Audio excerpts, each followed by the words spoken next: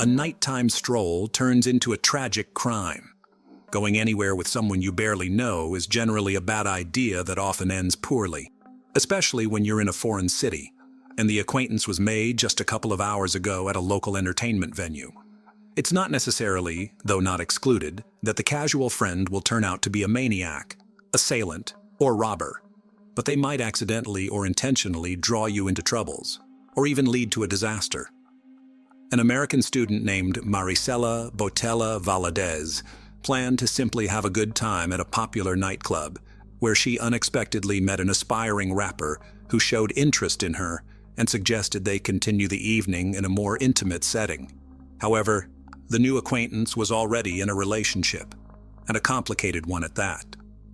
He was part of a rather unusual love triangle, and the other participants did not appreciate the sudden appearance of the young beauty. Her naive trust cost the young woman her life, but the case turned out to be anything but straightforward.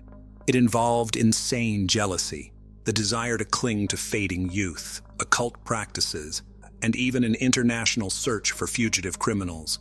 Nevertheless, thanks to the Herculean efforts of the investigators, it was possible to find all participants of the crime and establish the role of each. What is known about Maricela? Maricela Botella Valadez was born in 1997 in Seattle, the largest city in the state of Washington. She was the eldest of two children in a family of Latin American descent, raised alongside her younger brother. People described her as a sweet, sociable young woman who always had many friends, performed well in school, and after graduating, became a student at a prestigious university. Furthermore, Maricela was considered truly beautiful, petite, slim brunette with big brown eyes, luxurious hair, and a flawless figure. She always had a host of admirers, loved being the center of attention, enjoyed lively parties where she could have fun, and cherished every day. On Saturday, October 3rd, 2020, the student flew to Dallas to meet up with old friends. However, by Monday morning, she planned to return. Her brother was supposed to meet her at the airport on October 5th, after which they would head to the university together, but the plane arrived without her. The search for the missing student. When all the passengers from the flight arriving from Dallas had left the airport, her brother realized that Maricela was not among them. Concerned, the young man tried to call his sister, but her phone was turned off. He then called their parents to inform them about the situation. Since Maricela was a serious and responsible young woman, it was out of character for her to disappear without warning and not show up for university classes. The family started calling her friends in Dallas, trying to find out where she might have gone and where she was last seen. It turned out that the night before, she had been partying at one of the city's most popular clubs, where she met a black man named Chuck. The pair danced, enjoyed themselves, and had alcoholic drinks, after which they disappeared together. Maricela was not seen again, and her phone went unanswered. The information seriously alarmed and frightened her parents, so they immediately decided to report her disappearance to the police. It turned out that the young woman had indeed bought tickets for a flight to Seattle, but for some reason she had not boarded the plane. No one had seen her since that night, and no one knew where she might be. It was necessary to find out who Maricela's new acquaintance was, where they had gone, and whether she had gone with him willingly. Examining footage from external surveillance cameras located around the club, law enforcement officers saw the missing student leaving with a young man whose face could not be clearly seen on the video. According to the footage, she appeared to be walking with him voluntarily.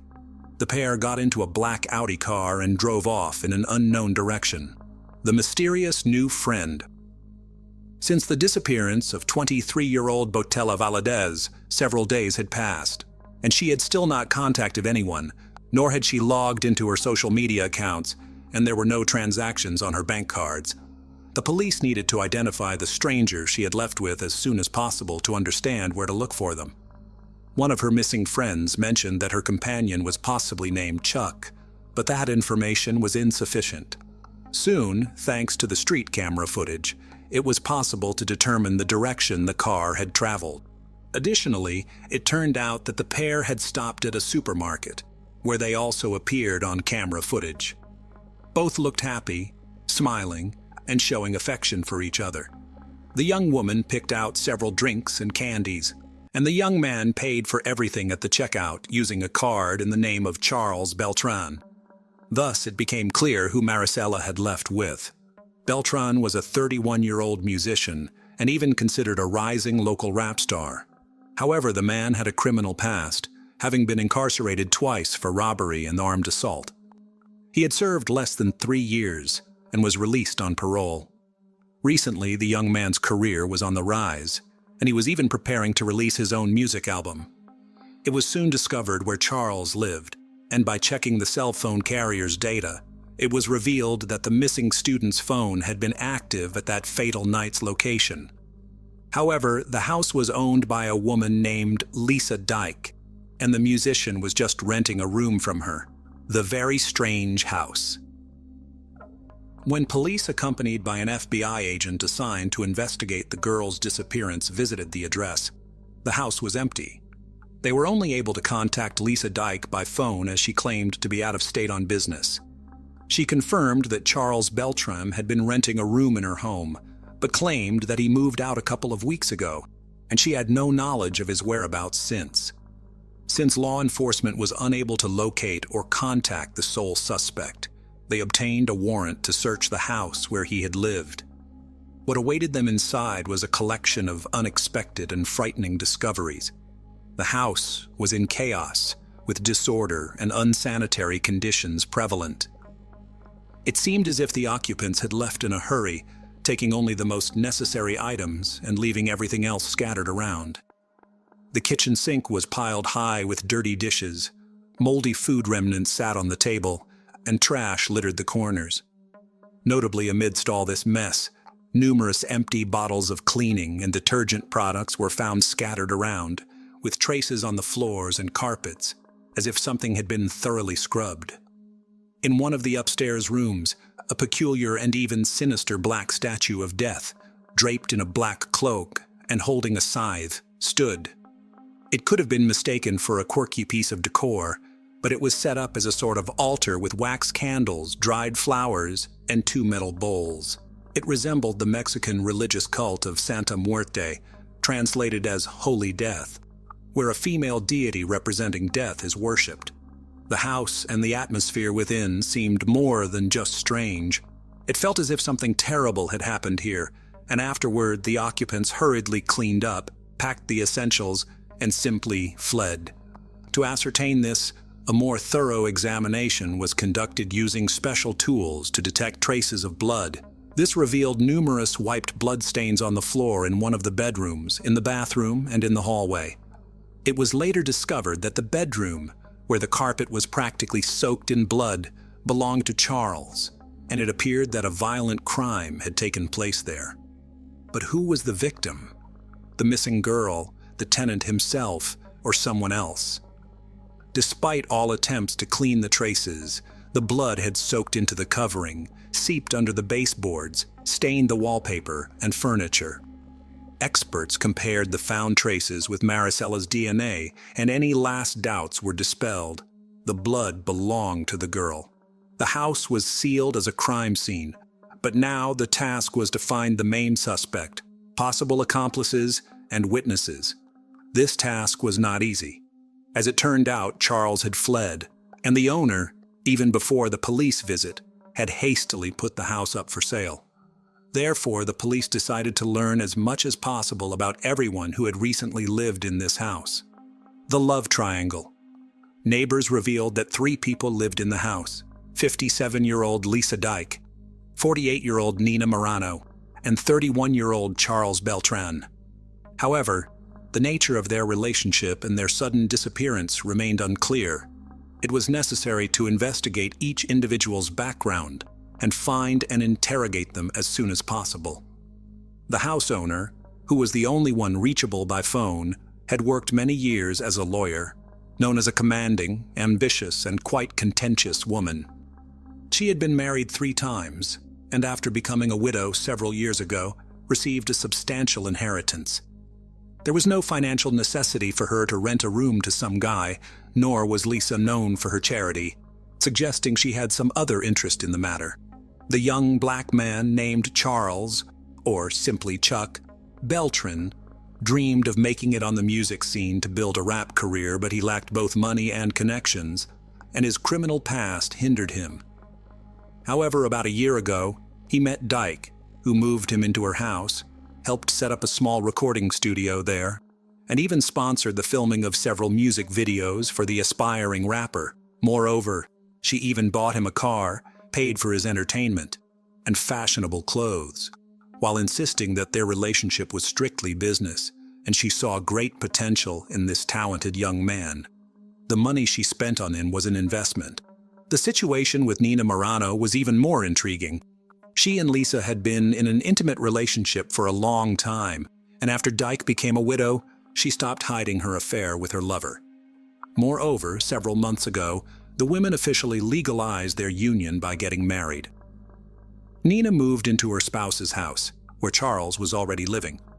According to a close friend of hers, Lisa had an intimate relationship with the young musician. Although she vehemently denied this, she secretly told her friend how amazing a lover he was. Apparently, she was in love with him because after their relationship began, Dyke desperately tried to look younger. She lost 55 pounds, changed her image, started wearing bright makeup, and even got several colorful tattoos.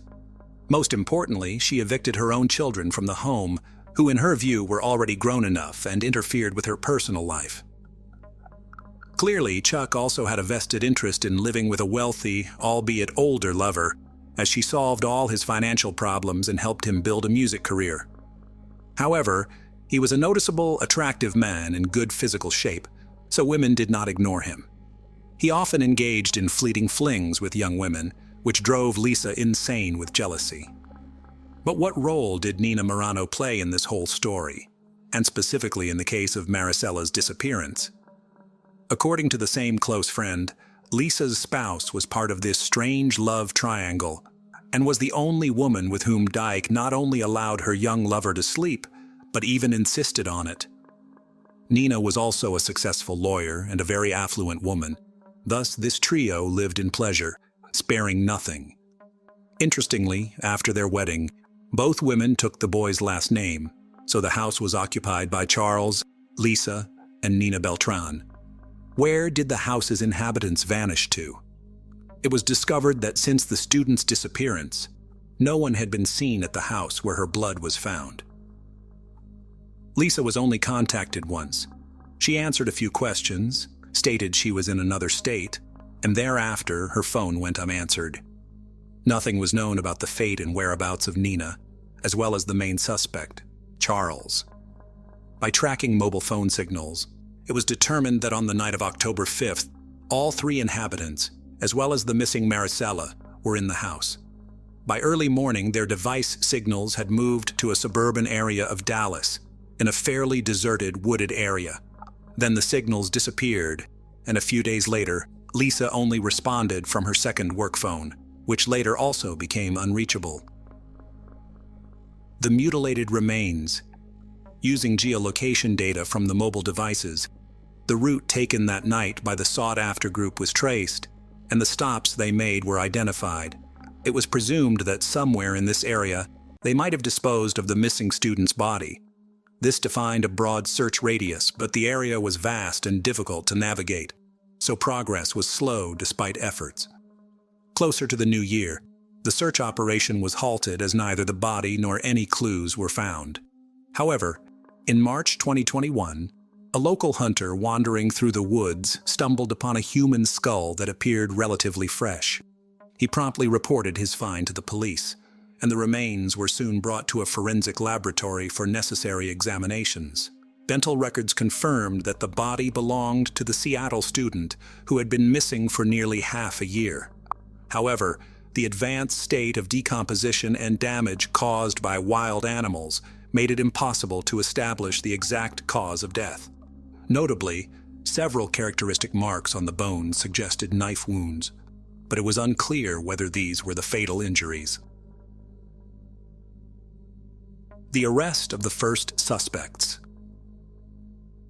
Soon after the grim discovery in the forest, authorities managed to track down Lisa, who had moved to Florida with Nina and rented a house in Miami by the ocean. Unfortunately, only Nina could be apprehended, while her spouse, learning about the situation, hurriedly went into hiding. There were no traces of Charles, although he periodically communicated with former girlfriends via messengers. In her last correspondence, Dyke mentioned that the young woman's body had been found and warned everyone to be extremely cautious as the police were on their trail. Nina, now incarcerated, refused to provide any information, claiming she knew nothing about Maricella's fate. Meanwhile, Lisa, using all her connections, attempted to hire a good lawyer for her spouse. It also emerged that while in Florida, Nina had put her house in South Carolina up for sale, trying to liquidate it as quickly as possible. It was likely that the women needed the money to continue hiding or to leave the country altogether. A month later, authorities successfully located and arrested Lisa, after which both women were transported back to Gallus. Initial interrogations yielded no results, and a bail of $500,000 was set for each suspect. They managed to post the significant amount and were released under house arrest. However, the women were fitted with tracking bracelets, which allowed their whereabouts to be monitored. A bold escape attempt. In August of the same year, police traced Charles to Utah, hiding at the house of one of his ex-girlfriends. The woman, who was raising a 5-year-old son fathered by Beltram, was so pleased that the child's father had returned to her that she didn't question the reasons for his unexpected decision. The arrested man initially refused to testify or cooperate with the police. He still hoped that his wealthy lover, using her money and connections, would hire a good lawyer for him and help him avoid prison, but soon the situation drastically changed. On Christmas Eve of December 2021, the tracking bracelets worn by Lisa and Nina, who had been released on bail, suddenly went offline. Due to holiday chaos and high activity, it took until the next day to send a squad to their location, but by then, the suspects were nowhere to be found. It soon turned out that they had been meticulously planning their escape for months, and by the time the police went after them, they had already illegally crossed the border into Mexico. From there, they flew to South Korea, and their trail was lost in Cambodia. The FBI was once again involved in the investigation, working with the Cambodian police and immigration services to track down the fugitive suspects. The women came under law enforcement's radar after withdrawing a large sum of money from an ATM. They tried to pay in cash everywhere to avoid revealing their whereabouts. ATM cameras helped identify the fugitives, and another camera on a neighboring building captured the license plate number of the car they arrived in. This information led to the driver, who took the police to the house rented by the extravagant foreigners. The women were rearrested and extradited to the U.S. in February 2022, where justice was to be served. This time, bail was denied, and they were sent directly to jail. Charles's candid confessions. By then, Chuck had fully realized that his lover was not going to save him from prison and was only concerned about herself, leading him to express a desire to cooperate with the investigation and start providing information. His account of the events of that dreadful night horrified many. Beltran confessed that he had been in an intimate relationship with the homeowner, Lisa, and her spouse, Nina. According to him, he engaged in these relationships for money and the opportunity to advance his music career. He harbored no warm feelings towards these women and often indulged in affairs with young and attractive women, which he never hid. While Nina was indifferent to his actions, Lisa sometimes became wildly jealous. On the fateful night of October 5th, 2020, Chuck met a young student named Maricela at a nightclub. The beautiful, slender girl immediately caught his attention, and it seemed he caught hers as well. After spending several hours drinking cocktails and dancing, he invited her over, and she agreed. When they arrived at his place late at night, Nina and Lisa were already asleep, so Charles easily took the girl to his room. There, the couple engaged in intimate activities and later fell asleep. According to the suspect, in the middle of the night, Lisa entered his room and, seeing the young beauty asleep next to him, flew into a jealous rage. She went to the kitchen to grab a large knife, then returned and leaped onto Maricela, repeatedly striking her. Charles claimed he was awakened by the noise and was disoriented at first, still somewhat intoxicated. When he finally turned on the light, he was confronted with a horrific scene. Maricela's body had slid to the floor next to the bed, where she had bled out. At that moment, Nina entered the room. They just stood there for a few minutes, and nobody attempted to help the victim.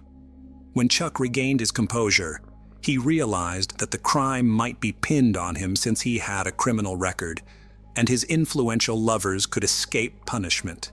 That's why, he said, he agreed to help dispose of the body and cover up the crime. Charles stayed with friends for several days, and when he returned to collect his belongings, he noticed that the blood stains on the floor and carpet had nearly disappeared. Lisa told him that she and Nina had taken care of everything and destroyed the evidence of the crime. Nevertheless, all three decided it was best to leave town for a while and watch from afar what would happen next. Lisa Dyke-Beltran's version. Lisa's lawyer insisted that his client had no motive to attack the girl and take her life. She claimed that her relationship with Chuck was strictly business, and she viewed his promising music career as a good investment. Who he slept with or flirted with never concerned her. As a key argument, the defender pointed out that Dyke had recently entered into marriage and was happy with Moran. However, no one could explain why, after their wedding, the women suddenly decided to take the surname of the young lodger, who, according to them, meant nothing to them. At the trial, Lisa claimed that Charles was hot-tempered and very cruel, and when drunk, he became a beast, whom she feared.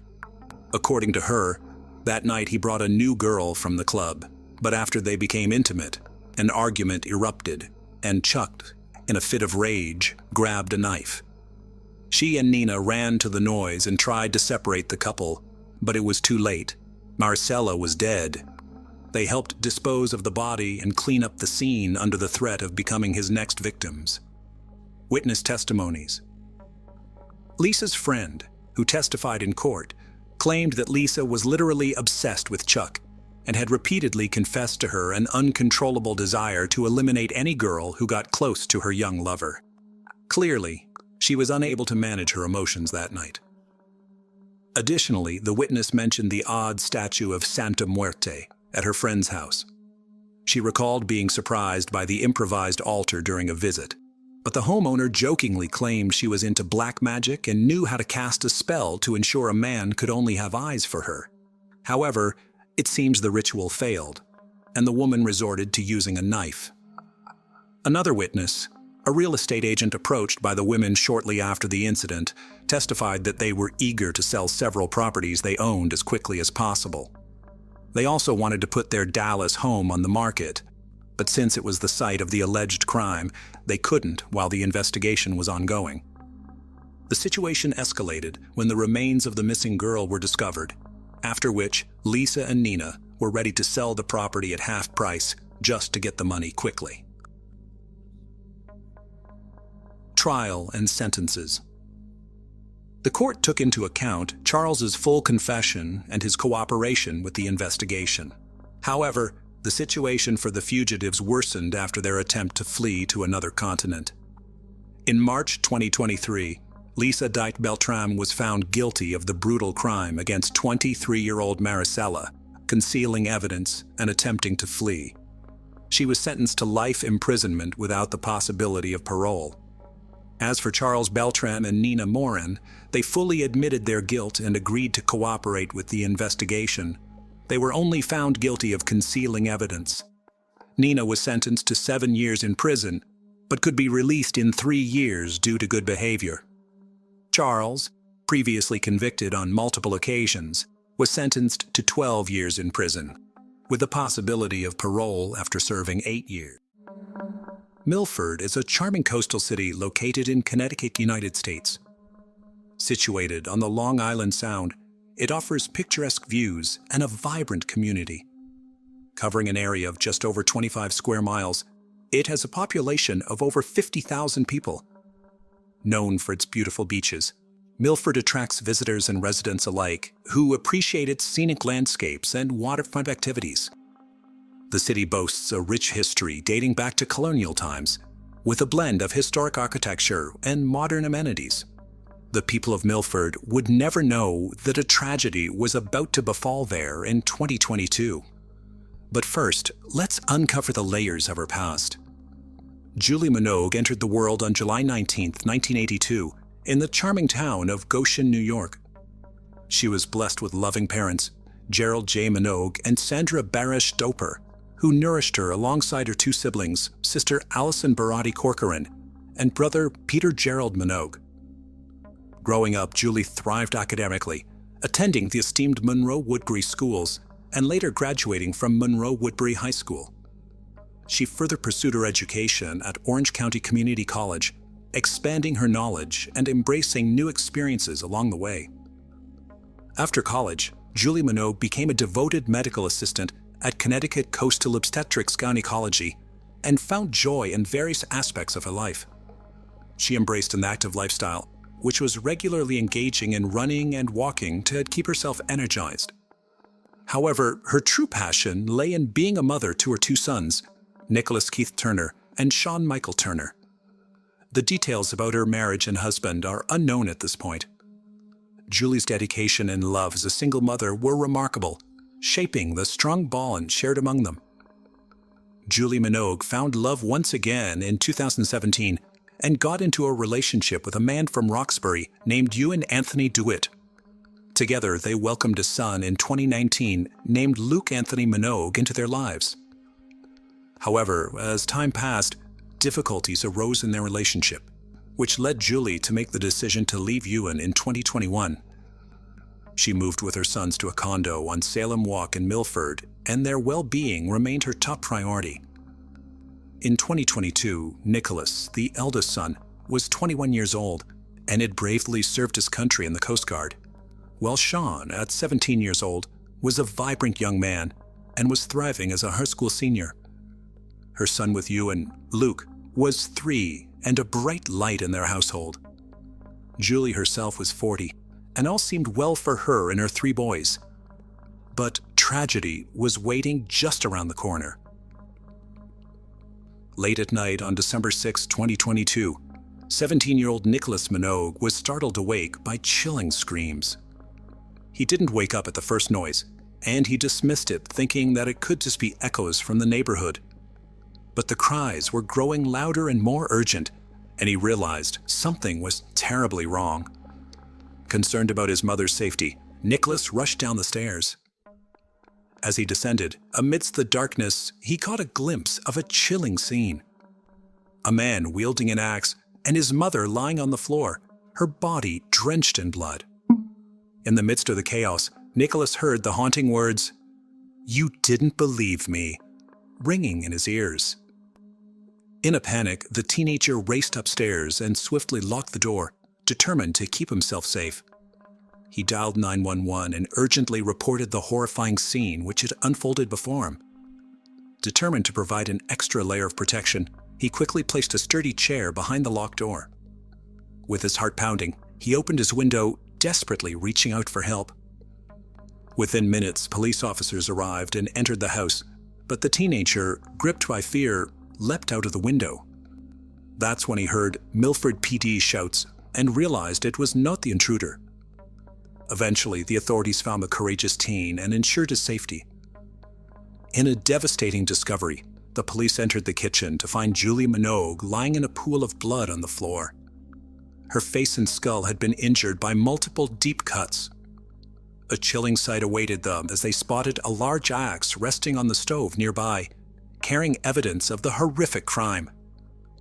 Meanwhile, in the living room, Julie's young son Luke, who was 3 years old, sat on the couch, completely stunned and unresponsive. Not a tear nor a word escaped him, as if he was frozen in shock. The officers stayed by his side and offered him comfort and support until additional officers arrived at the scene. Following her tragic demise, Julie's body was carefully transported to the Connecticut office of the Chief Medical Examiner for a thorough examination. After conducting a meticulous autopsy, The medical examiner determined the cause of her death to be the chopped wounds and blunt impact injuries on the head, torso, and extremities. The detailed findings provided crucial evidence regarding the nature of the attack, shedding light on the tragic circumstances surrounding her untimely demise. As the police took custody of the axe found on the gas stove, they meticulously combed through every inch of the area, as they were determined to uncover any potential evidence that could lead them closer to the perpetrator. Inside the house, they embarked on an extensive search, carefully examining each room for any clues that could shed light on the heinous crime. The commotion attracted the attention of concerned neighbors who gathered nearby.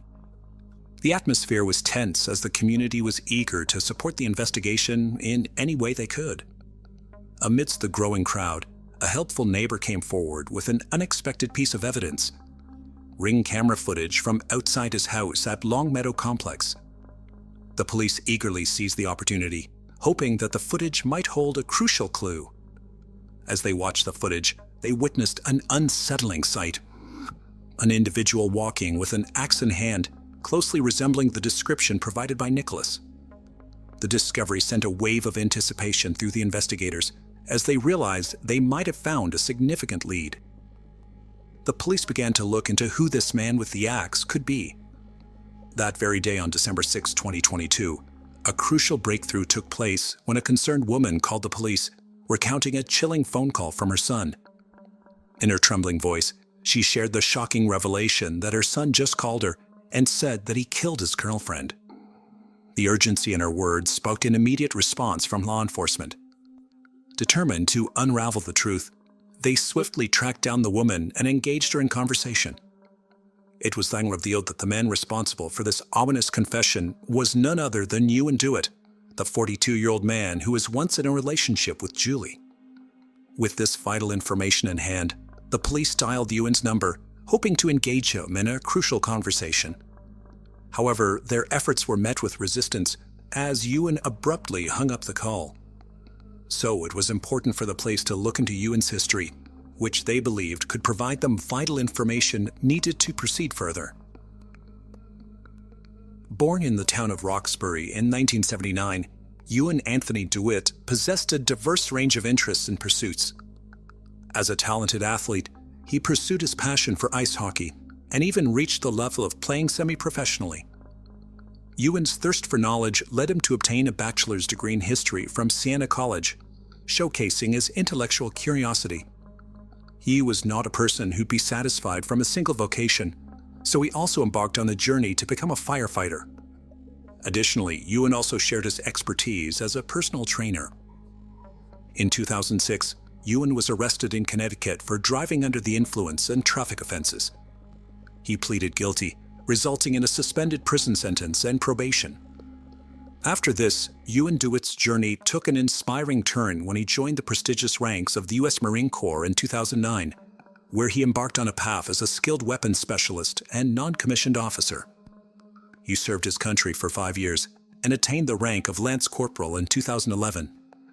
In a remarkable photo from his time in the Marines, Lance Corporal Ewan Dewitt is seen in action as a machine gunner. The picture shows him courageously operating a powerful M2 50-caliber machine gun on a vehicle during an important defense of the amphibious task and forced naval exercise. The event took place on December 3, 2011, aboard the USS Chima. With his leadership qualities and expertise, he assumed the role of a machine gun section leader in the esteemed 1st Reconnaissance Battalion. Ewan dedicated himself to his duties, serving multiple tours in Afghanistan, the Middle East, and other classified locations with his dedicated brothers. Ewan and his brothers' inspiring story was captured in a 2015 article in the Register Citizen, highlighting their collective efforts to restore a piece of history. Ewan's life took a darker turn when he faced legal trouble. In November 2019, the Milford police arrested him for assaulting a victim, which resulted in a protective order being issued by the court. The case remains unresolved, as court records revealed that it was still pending. With his next court date scheduled for April 14, 2023, Ewan maintained his innocence by pleading not guilty. He was released on a $20,000 bond, awaiting the judicial process to unfold. Ewan's troubled past included a disturbing incident in which he was arrested for his actions towards Julie shortly after the birth of her son. Reports stated that he'd thrown a large object at Julie Minogue and had also destroyed her phone to prevent her from calling for help. Fearing for her safety, Julie sought refuge at a neighbor's house and contacted the authorities. The incident highlighted the alarming nature of Ewan's behavior and its impact on those around him, adding another layer of intensity to the unfolding events. In 2021, he faced charges of assaulting emergency personnel and a female in Wake County, North Carolina. Court records indicated that he pled guilty and received a combined jail sentence of 95 days, although the exact duration of his incarceration remained unknown. These encounters with the law showcased a pattern of concerning behavior, raising further questions about Ewan's character and past actions. Behind Ewan DeWitt's troubled history, a darker pattern of violence emerged, specifically targeting Julie Minogue. Several protective orders were filed against Ewan due to previous instances of domestic violence. These orders were issued in November 2019 and January 2021, and were put in place to safeguard not only Julie, but also the children who were present during those incidents. One such incident involved Ewan being intoxicated and engaging in a heated argument with Julie. According to a statement provided by the victim's son, Ewan had thrown a playpen at Julie's head, which resulted in a distressing injury. While Ewan was in rehabilitation, Julie took steps to file a restraining order, seeking protection from his harmful actions. Despite this, Ewan was granted visitation rights, which left a lingering sense of unease and concern about the safety of those involved. In addition to their troubled relationship, Julie and Ewan DeWitt found themselves entangled in family court cases beginning in 2021. It all began when Julie filed a petition for child support for their son Luke in August 2021. In October 2021, a judge ruled in her favor and ordered Ewan to provide financial support. As tensions continued to escalate, Ewan took Julie to court in December 2021, seeking resolution regarding visitation rights. The court intervened and granted supervised visitation for Ewan in April 2022, with a scheduled hearing in April 2023 to further address the matter. These legal battles shed light on the complexities and challenges faced by Julie and Ewan as they navigated their post-relationship dynamics. As the investigation progressed, new details were revealed that on November 14, 2022, just 3 weeks before her death, Julie took a decisive step by visiting the Milford Police Department to file a complaint against Ewan. She alleged that he bombarded her with over 200 text messages within a span of just 2 days, despite the existence of a protective order that explicitly forbade him from contacting her. Officer Scott Nablin listened to Julie's concerns and diligently collected evidence of the text messages from her phone, further solidifying the case against Ewan. In a heartfelt plea for protection, Julie Minogue expressed her deep concern for her safety and the well-being of her children in a sworn affidavit submitted on November 17, 2022. Determined to put an end to the ongoing abuse, she stated, "I don't believe I should endure this mistreatment any longer." Fearful of the consequences, she detailed the relentless harassment she faced.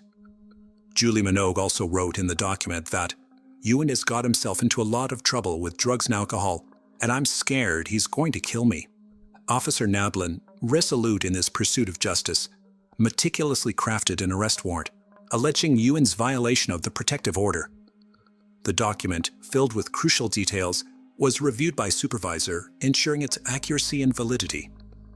They made sure that the arrest warrant application contained the requisite probable cause to support the charge that the text messages sent by Ewan DeWitt violated the modified protective order that was issued on January 15, 2021. On November 21, 2022, the court reopened the warrant application and made its way to the Milford State's Attorney's Office.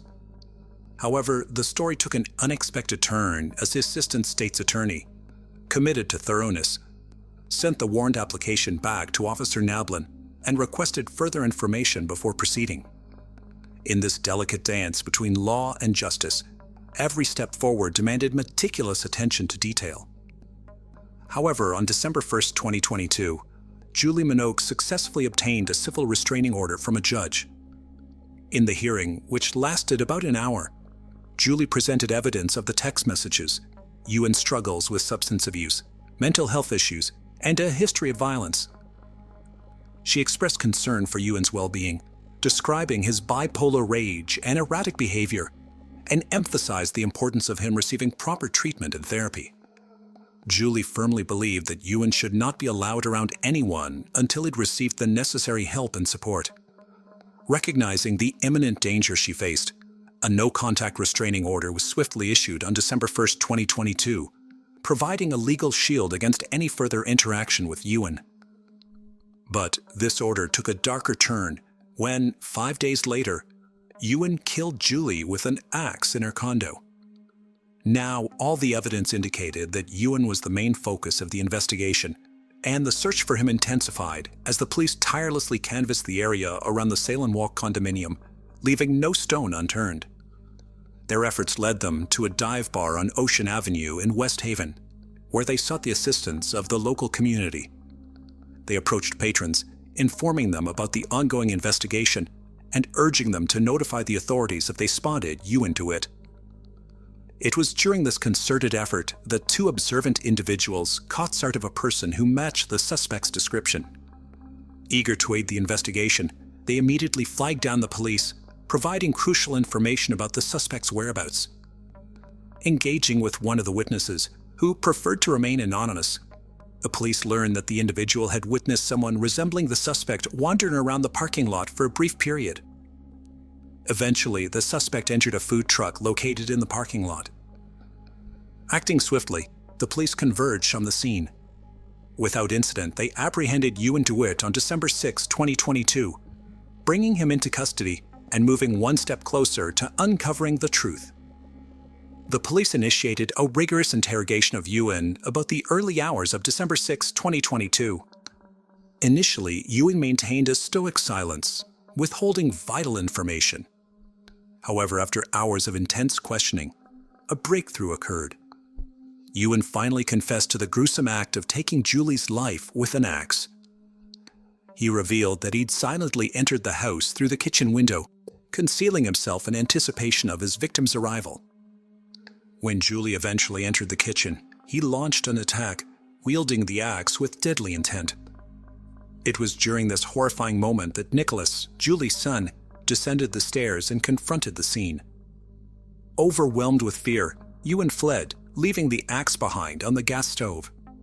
Ewan's admission sent shockwaves through the investigation, bringing forth a chilling account of the tragic events that unfolded that night. During Ewan's initial court appearance in State Superior Court in Milford on December 7, 2022, Assistant State Attorney Alana Paul informed the judge about new developments in the case. She revealed that Ewan had fully admitted to the incident.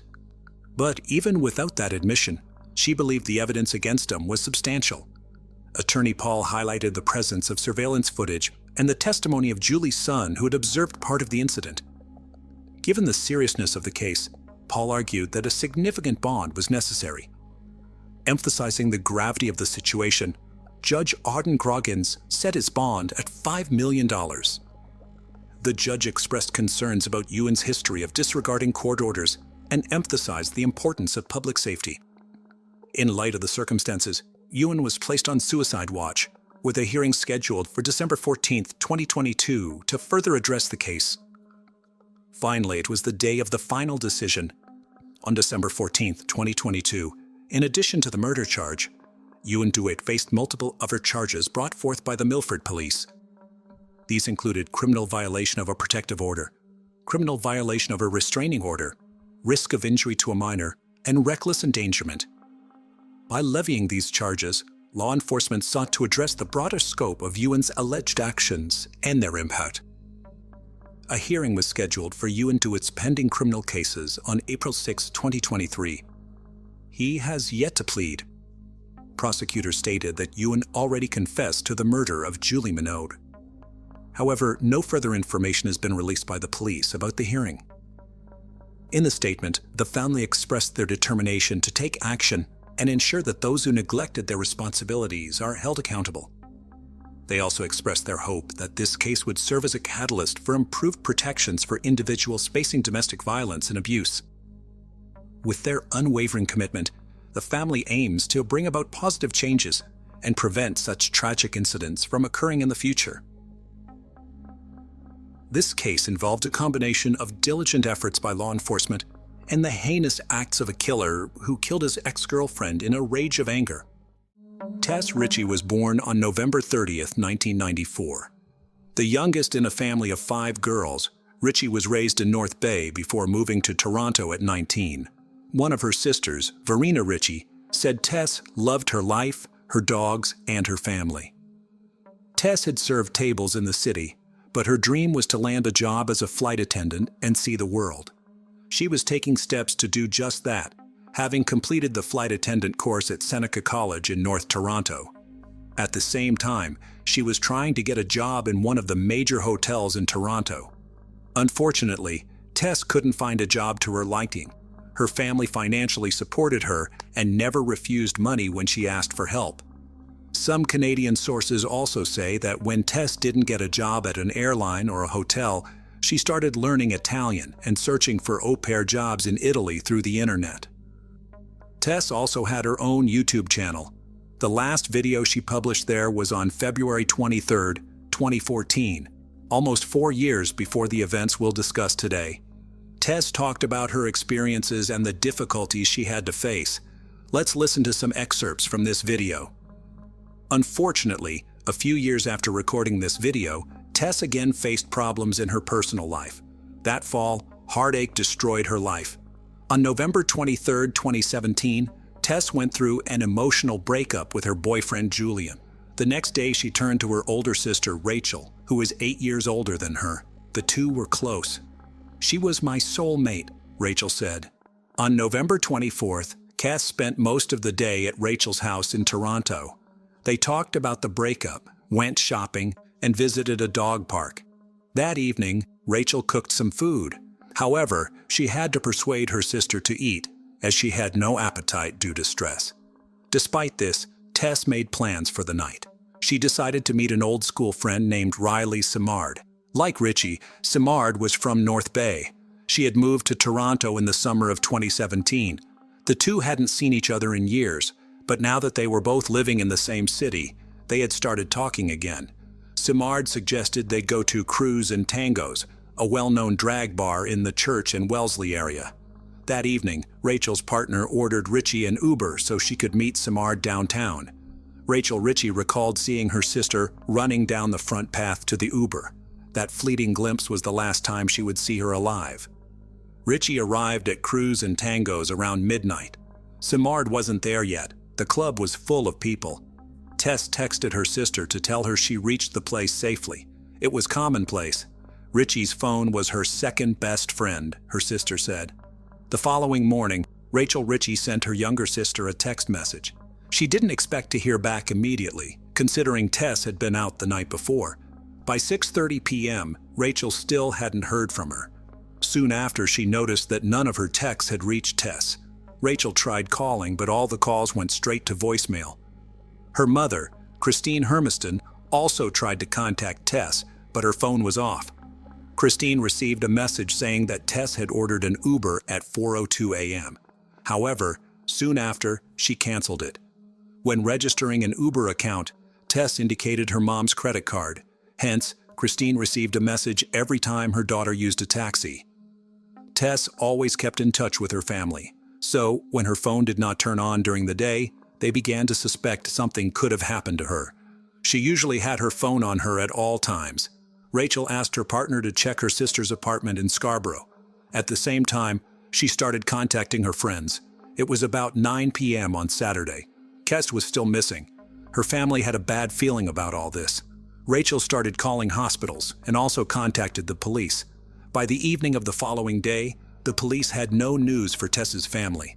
Several officers tried to find out where Tess Ritchie might be, but no one had seen or heard from her in the last 2 days.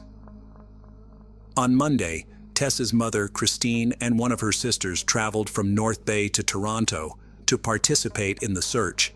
They were putting up and handing out flyers with Tess's picture, hoping someone might have seen her.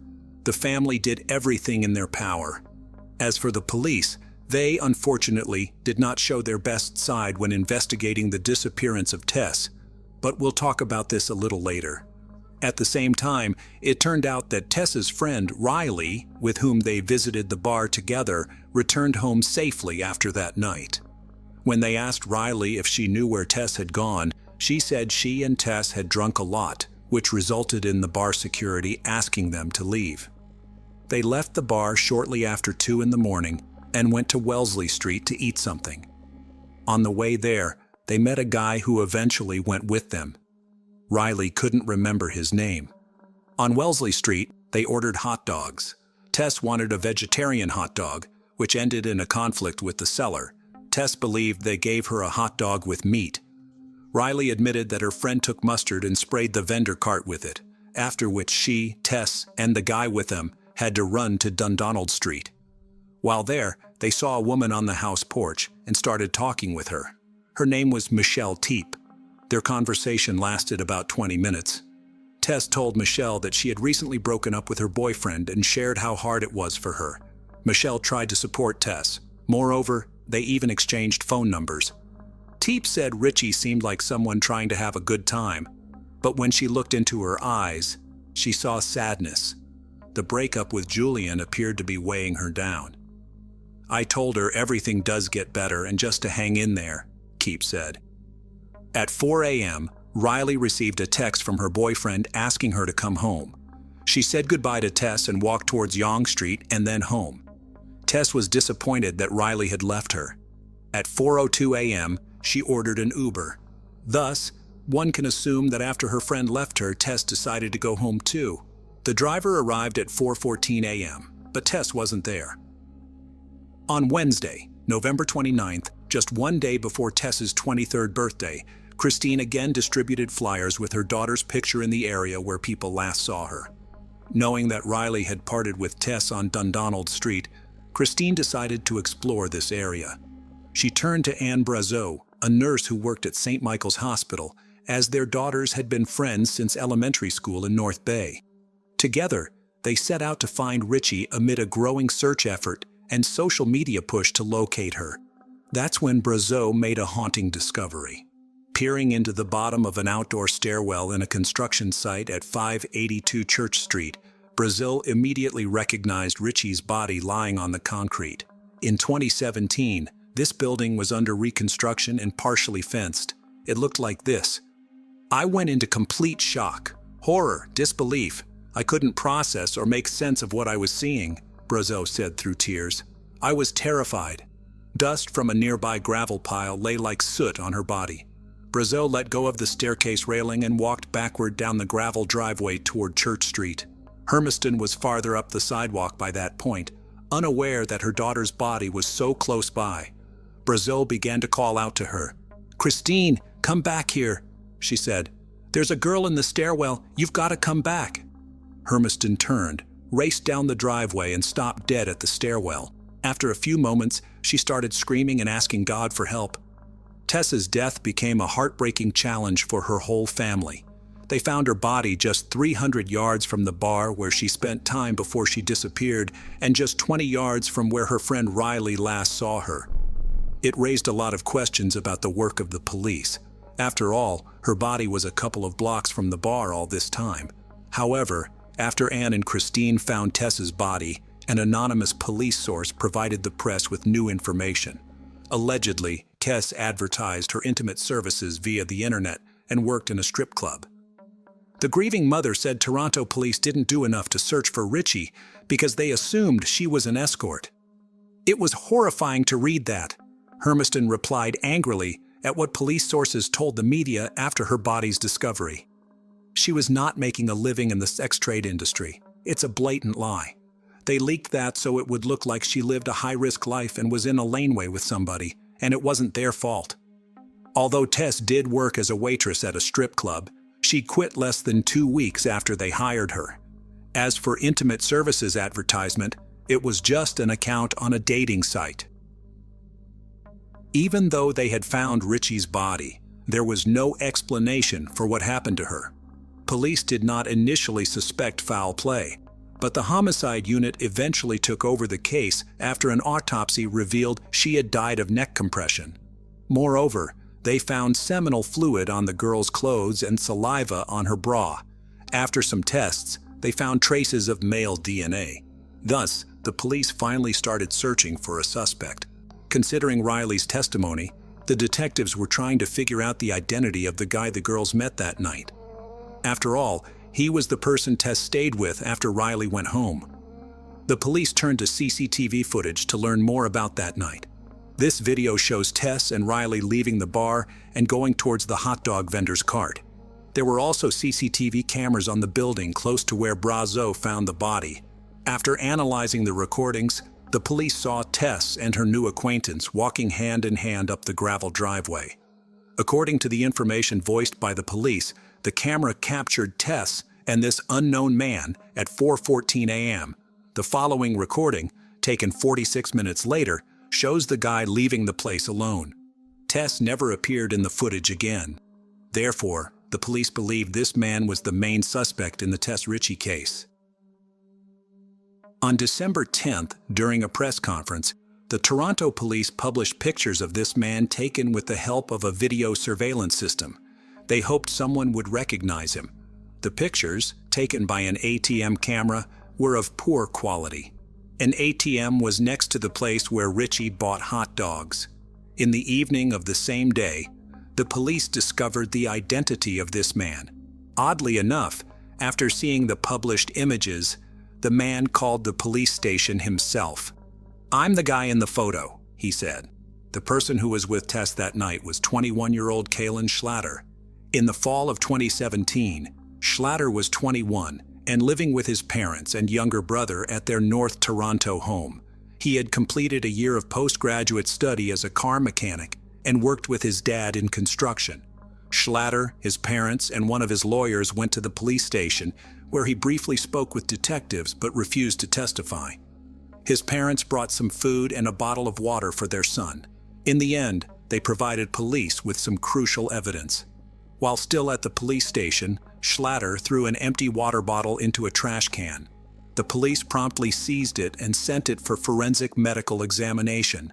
It took some time, but eventually, they determined that the DNA sample on the bottle and DNA samples extracted from seminal fluid and saliva found on Tess Ritchie's body belonged to the same person. Police planned an undercover operation to monitor Schlatter for several weeks, but the DNA results accelerated the process. Schlatter was arrested around 11 p.m. on February 4, 2018, after watching the Super Bowl with his family at the Cineplex Cinemas Queensway in Etobicoke.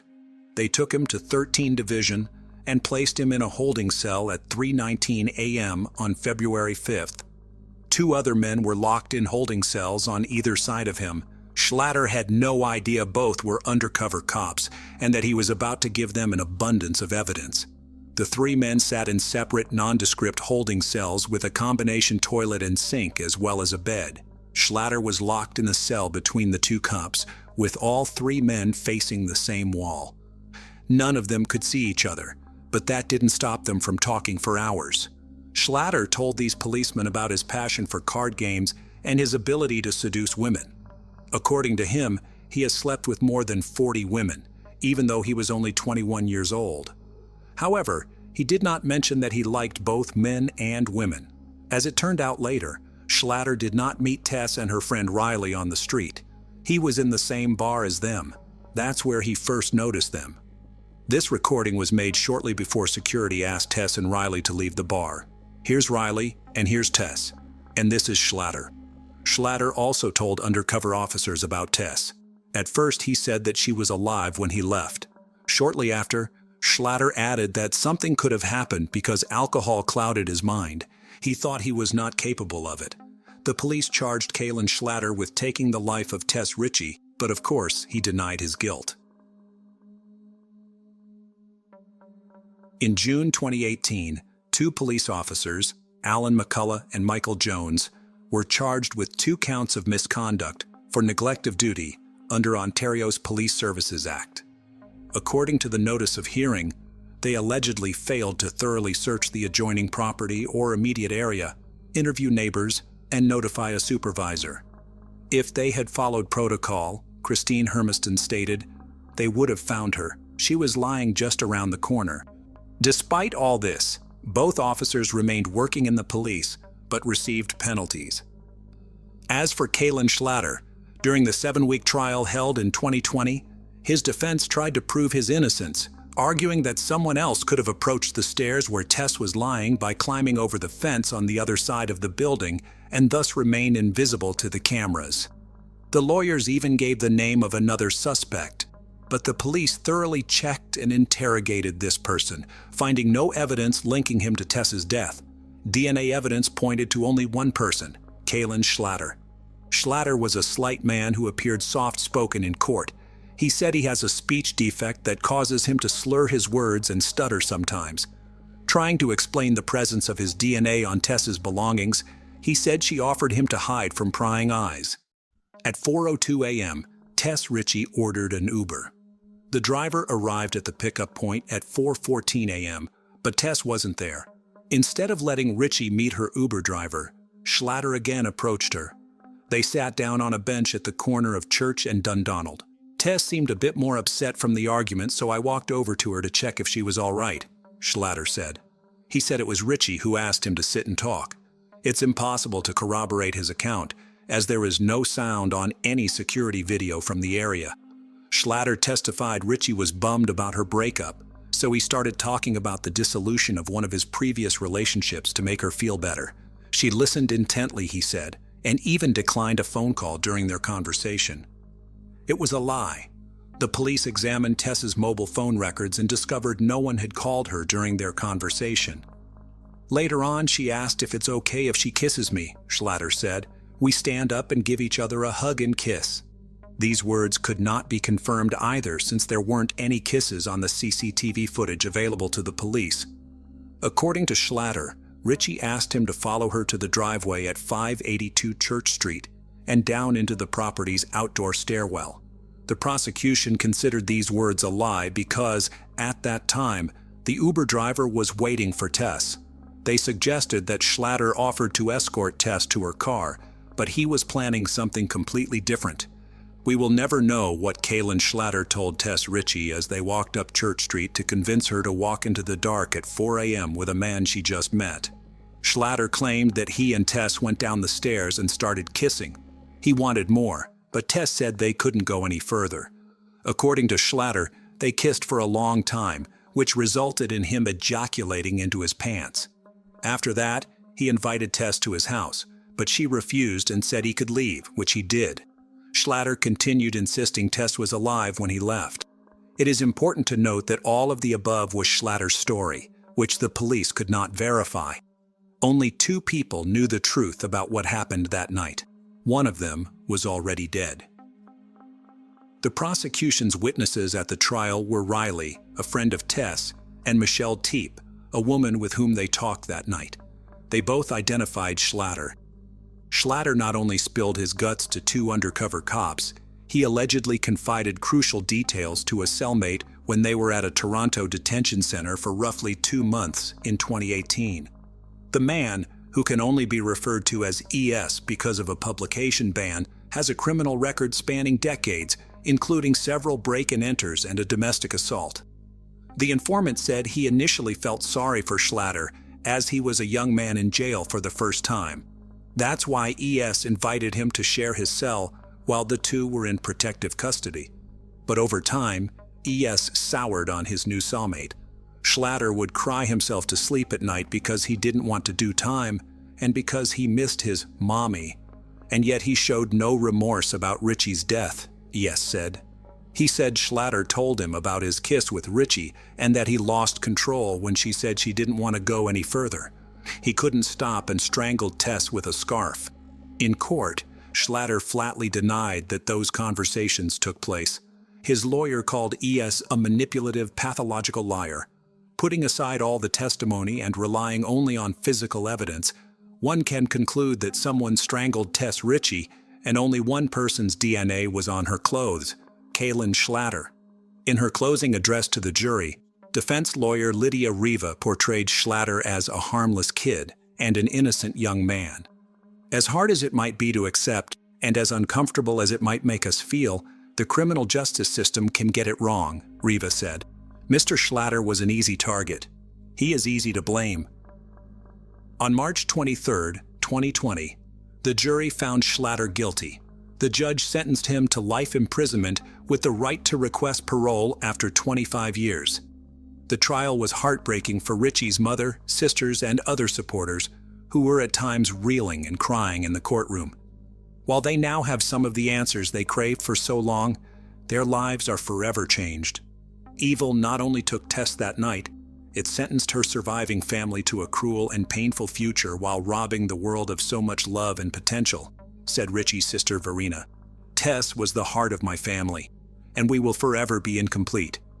In June 2020, Tess Richie's family sued Schlatter, the police, and others because of the psychological devastation they experienced after Tess's death.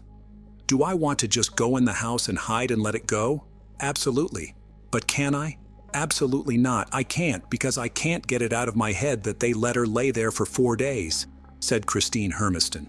That image is seared in her mind forever, Hermiston said. That that she should not have needed to travel from her home in North Bay, Ontario to Toronto to do the job of the police. Tess was the glue of the family, and her death has torn everyone apart, her mother said.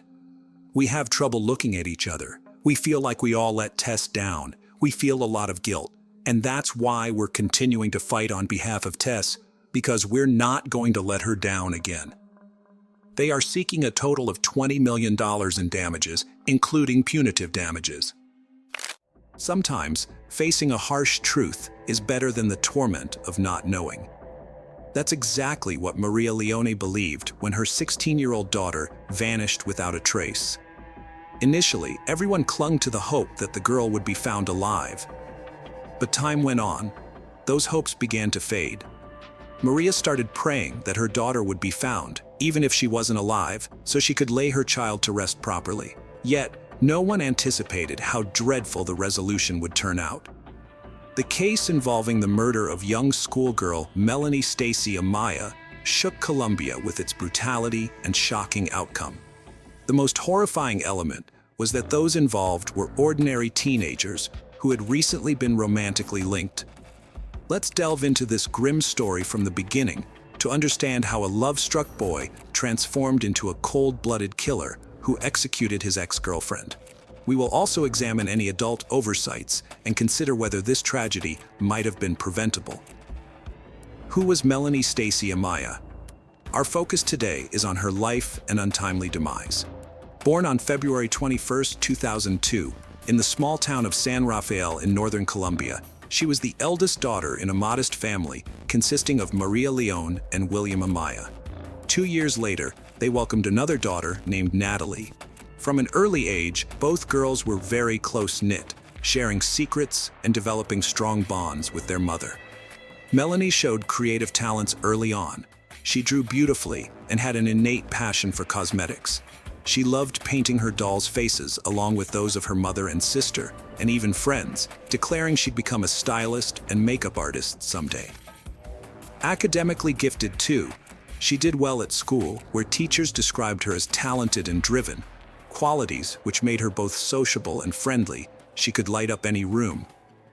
Naturally charismatic, it wasn't surprising that Melanie had many friends inside and outside school.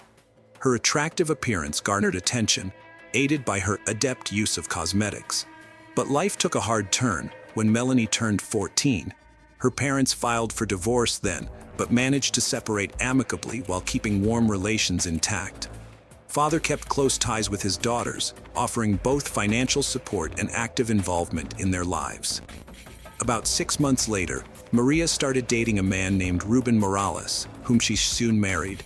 Following their wedding, the family relocated to Medellin, a major city in Colombia. Here, Ruben had secure employment, and the girls found ample opportunities for education and personal growth.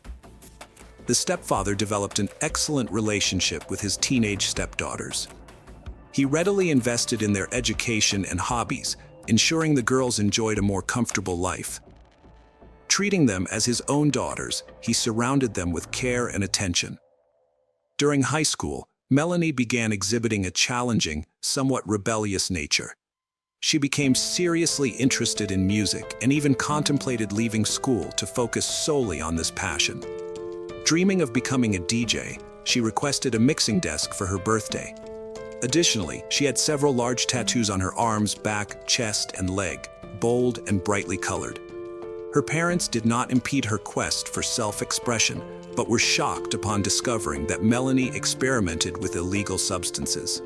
Beneath her unconventional behavior and appearance experiments was an individual who ultimately led to her demise. On her 14th birthday in 2016, Melanie decided to host a party inviting all her friends along with a DJ. Lacking funds for hiring a professional musician, but receiving contact information from acquaintances, Melanie reached out to 16-year-old Miguel Angel Perea, an aspiring yet talented disc jockey. After some deliberation, the birthday girl decided to call him. Miguel proved exceptionally talented and possessed notable charisma. He captivated young Melanie completely. Then, after celebrating her birthday, they continued communicating. Within weeks, teenagers were frequently seen together, strolling through parks or around the city streets. Melanie introduced him as her boyfriend. They quickly became inseparable while displaying mutual affection, holding hands tenderly, demonstrating their feelings openly wherever they went. Miguel came from quite modest, or rather poor means, but treated his young girlfriend respectfully and admirably. Captivated by both respect, genuinely almost instantly charming when meeting, introducing himself warmly towards parents, earning acceptance, fostering no interference, supporting relatio. Over time, he increasingly spent more time at the residence tied to his passport, integrating into the family dynamic. Miguel once confided in the girl's parents about difficulties at home. His mother disapproved of his involvement in music lessons, leading to a conflict that ended with him being physically harmed and subsequently evicted from his home. Maria offered him shelter temporarily until things could stabilize, not realizing the potential implications of introducing a disruptive influence into their family environment. Consequently, Melanie and Miguel began cohabitating. Initially, they experienced a harmonious period lasting 6 months, during which both teenagers appeared elated by their newfound togetherness. However, as time progressed, Miguel revealed aspects of his character that had an adverse impact on Melanie. Her academic performance deteriorated noticeably, her behavior and appearance became increasingly provocative. Additionally, she started adorning herself with tattoos and expressed intentions to abandon school. With time, disagreements between the couple became frequent. While they initially attempted to resolve these conflicts outside the family home, such disputes eventually occurred openly within it. A significant concern for Maria arose upon discovering that her eldest daughter was involved in illegal substance use supplied by Miguel. In response to this revelation, Maria initiated a serious conversation with Melanie, who admitted tearfully to limited experimentation with drugs and promised never to engage in such behavior again. Despite deciding it was best for Miguel to leave due to his negative influence on their daughter, Melanie intervened on his behalf, assuredly promising improved conduct for both herself and Miguel moving forward. Reluctantly acquiescing after some deliberation proved to be another misstep for Maria and Ruben, as troubling signs soon emerged. Unexplained bruises on their daughter's body were evident, but consistently attributed by Melanie, either sports activities or clumsiness, rather than implicating her boyfriend's actions. 6 months later, a significant incident occurred. During a heated argument, Miguel assaulted the girl so severely that she needed medical attention.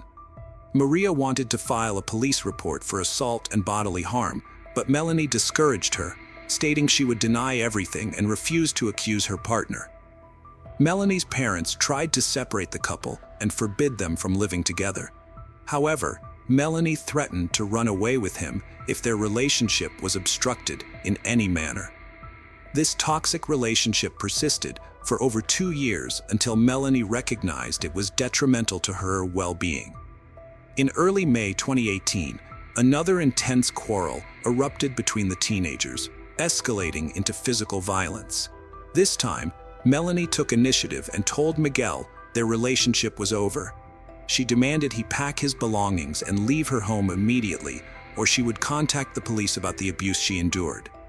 Miguel complied with her demands, but later asked for forgiveness. Despite this, he could not let go emotionally. Miguel began stalking Melanie, tracking her movements and monitoring whom she interacted with, and he regularly called and messaged her. His messages ranged from declarations of love and apologies to death threats. Concerned about this obsessive behavior, Ruben sought a restraining order against Miguel for the safety of his stepdaughter. Nevertheless, law enforcement dismissed his concerns, seeing no threat in what they perceived as teenage drama. Maria also reached out to the prosecutor's office, citing potential danger posed by Miguel. However, authorities did not take her seriously either. They assumed incorrectly that an 18-year-old young man wouldn't harm his ex-partner, a belief rooted in unfamiliarity with his true nature. Mysterious disappearance of a schoolgirl. Almost 2 months had passed since the couple's separation. Miguel seemed to have calmed down and was no longer looking for meetings with Melanie. The girl lived her old life. Her grades at school improved noticeably. She met with friends and practiced music. Her parents also no longer had reason to worry. They tried to cross out the former boyfriend of their daughter from their memory and forget him like a bad dream. On June 28, 2018, Melanie was excited to attend a birthday party for her close friend. The event was scheduled to take place at one of the city's most popular nightclubs. To ensure she looked stunning, Melanie meticulously prepared herself by selecting an outfit, applying makeup, and styling her hair. Once she felt ready, she said goodbye to her mother and assured her she'd be back not too late before leaving in a waiting cab. Maria trusted her daughter's friends well enough not to worry excessively. However, the next morning brought concern when Maria realized that Melanie had not returned home.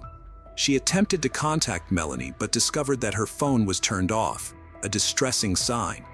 Despite this, Maria tried to stay calm by telling herself that the teenagers might have simply lost track of time and that Melanie's phone battery could be dead. Around lunchtime, Maria called Isaac and was shocked to hear that Melanie never arrived at the party. None of their friends had seen or heard from her either. Frantic with worry, Maria began calling all of Melanie's friends and classmates. Unfortunately, no one could provide any useful information about her whereabouts since she left the house. In response, Maria promptly contacted William, Melanie's father, and he rushed over immediately. Together with Ruben, the stepfather, they went to file a missing persons report at the police station. However, they encountered bureaucratic indifference, as authorities noted that it is necessary to wait 24 hours and suggested that Melanie might just be asleep at a friend's place post-party. Refusing to waste precious time waiting passively for answers, the parents along with Ruben decided on taking swift action themselves. They mobilized relatives and friends in their search efforts by contacting all known acquaintances and visiting familiar places where she might have gone, while also distributing hundreds of flyers around the city, hoping for leads on Melanie's location. The next story we're sharing is about the Ari Miller case. Bruce Miller was truly a kind man who carried the full weight of responsibility on his shoulders. He worked tirelessly, often without rest, to support his family, never holding back. His life was dedicated to making his wife happy. He was her supporter, her protector, and her source of stability. But in a cruel twist of fate, instead of being rewarded for his dedication and love, he became the victim of a ruthless crime. Bruce fell prey to the dark side of the internet. His feelings for Cherie grew after he hired her and helped raise 3 children with her. They eventually fell in love 2 years later, and this emotion completely consumed him. Bruce decided to adopt her children to create a united family and home for them all together. However, Cherie concealed her true intentions. While Bruce believed in their bright future together, she led a double life and deceived him. The computer Bruce bought for Cherie turned out to be more than just a gift. It became an instrument in her dreadful scheme. Instead of using it for business growth, she used it to plan his murder. Cherie came to realize that divorce wouldn't bring her desired wealth, and so she resorted to drastic measures by manipulating Bruce's feelings and using him as an instrument in her cruel plot. This case could be seen as one of its kind, a pioneering example where online interactions played a critical role in criminal activity. Perhaps this marked one of the first instances when internet communication became pivotal in legal proceedings. A fascinating development indeed. In today's era, such cases are increasingly common compared to times when the internet was nascent and people were unaware that everything they did online could be tracked or restored. Cherie, like many others at that time, had no idea that deleted messages could be recovered later on. It also highlighted how dangerous it is chatting with strangers online and just how much one's life can change due to this form of communication. There are always individuals who find themselves unexpectedly at center stage, plunged into worlds full mysteries, intrigue. And Bruce surely counted among those people, a person whose story is packed with secrets, unexpected turns. Born on July 26, 1951 in Flint, Michigan, during younger years, Bruce worked as mechanic General Motors factory, but later changed course, opening own business salvage yard, deal-told cars reselling spare parts despite handling large cash sums, dealing different social groups, still known generous, kind-hearted individuals. Sometimes he even bent law falsifying license plates. Though rarely done, didn't have many romantic relationships. Followed marriages, both ending divorce, finally meeting fate, bringing final love. Cherie Miller. Cherie often displayed unusual habits, behavior, according to her friends. She would act as if she were creating a new identity on the internet while engaging in flirtatious conversations with strangers. People's opinions were divided. Some believed Bruce was aware of it, but chose to ignore it, finding easier to maintain the status quo. Bruce valued his marriage and cherished the stability provided by Cherie, along with his efforts to adopt her 3 children. Cherie also aimed to preserve their marital bond. She had affection for Bruce and appreciated the appealing lifestyle he offered, even after she had misused his credit cards shortly following their wedding. This did not perturb Bruce much. Their relationship was as volatile as Cherie's personal life itself. They maintained a working routine during the day and spent intimate moments at night. Amid this familial bliss, Cherie's online alter ego began to emerge alongside her growing confidence. Her chat interactions became increasingly explicit, often focusing on sexual topics with various men under different aliases, such as Horny 24-21, Love Me Slowly, and I Want to Be Seduced. Rather than sticking with consistent contacts, she preferred engaging with new individuals once boredom set in, initiating cycles of flirting anew each time. As per her own explanation, these interactions were mere playful engagements, a game wherein each new man represented another level of progress that boosted her sense of invincibility. This detached mentality eventually led Cherie down a detrimental path. Amidst her frequent online activities, Cherie encountered Jerry Cassidy, a former police officer residing in Reno, Nevada, and they quickly developed romantic feelings for each other. It seemed Jerry held a special place for Cherie, in contrast to previous online acquaintances. Eventually, they even renamed their accounts, Cherie adopting Jerry's Fool, while Jerry took on Cherie's Fool. Their digital exchanges encompassed everything from casual texting and flirting to sharing nude photographs and exchanging sexually suggestive messages and videos featuring explicit content involving Cherie herself. One must remember that all these exchanges took place back in 1999, when executing such actions involved significantly more complexity compared to today's technological advancements. Jerry was born on October 6, 1960, in Kansas City, Missouri. From a young age, he was passionate about hunting and harbored of joining the FBI. He planned to achieve this by starting with the Montana police. Jerry served as a detective in the homicide department for 9 years, eventually rising to the rank of lieutenant. However, by the end of his tenure, things took a troubling turn. While investigating one case, Jerry uncovered several fraudulent documents within the department. It was clearly an inside job. Acting responsibly, he reported these findings to his superior. Unfortunately, word got out among his colleagues. They branded him a snitch and ostracized him, jeopardizing his career. The situation escalated until it became evident that he was no longer welcome there. After being demoted, Jerry chose to resign from his position in 1994.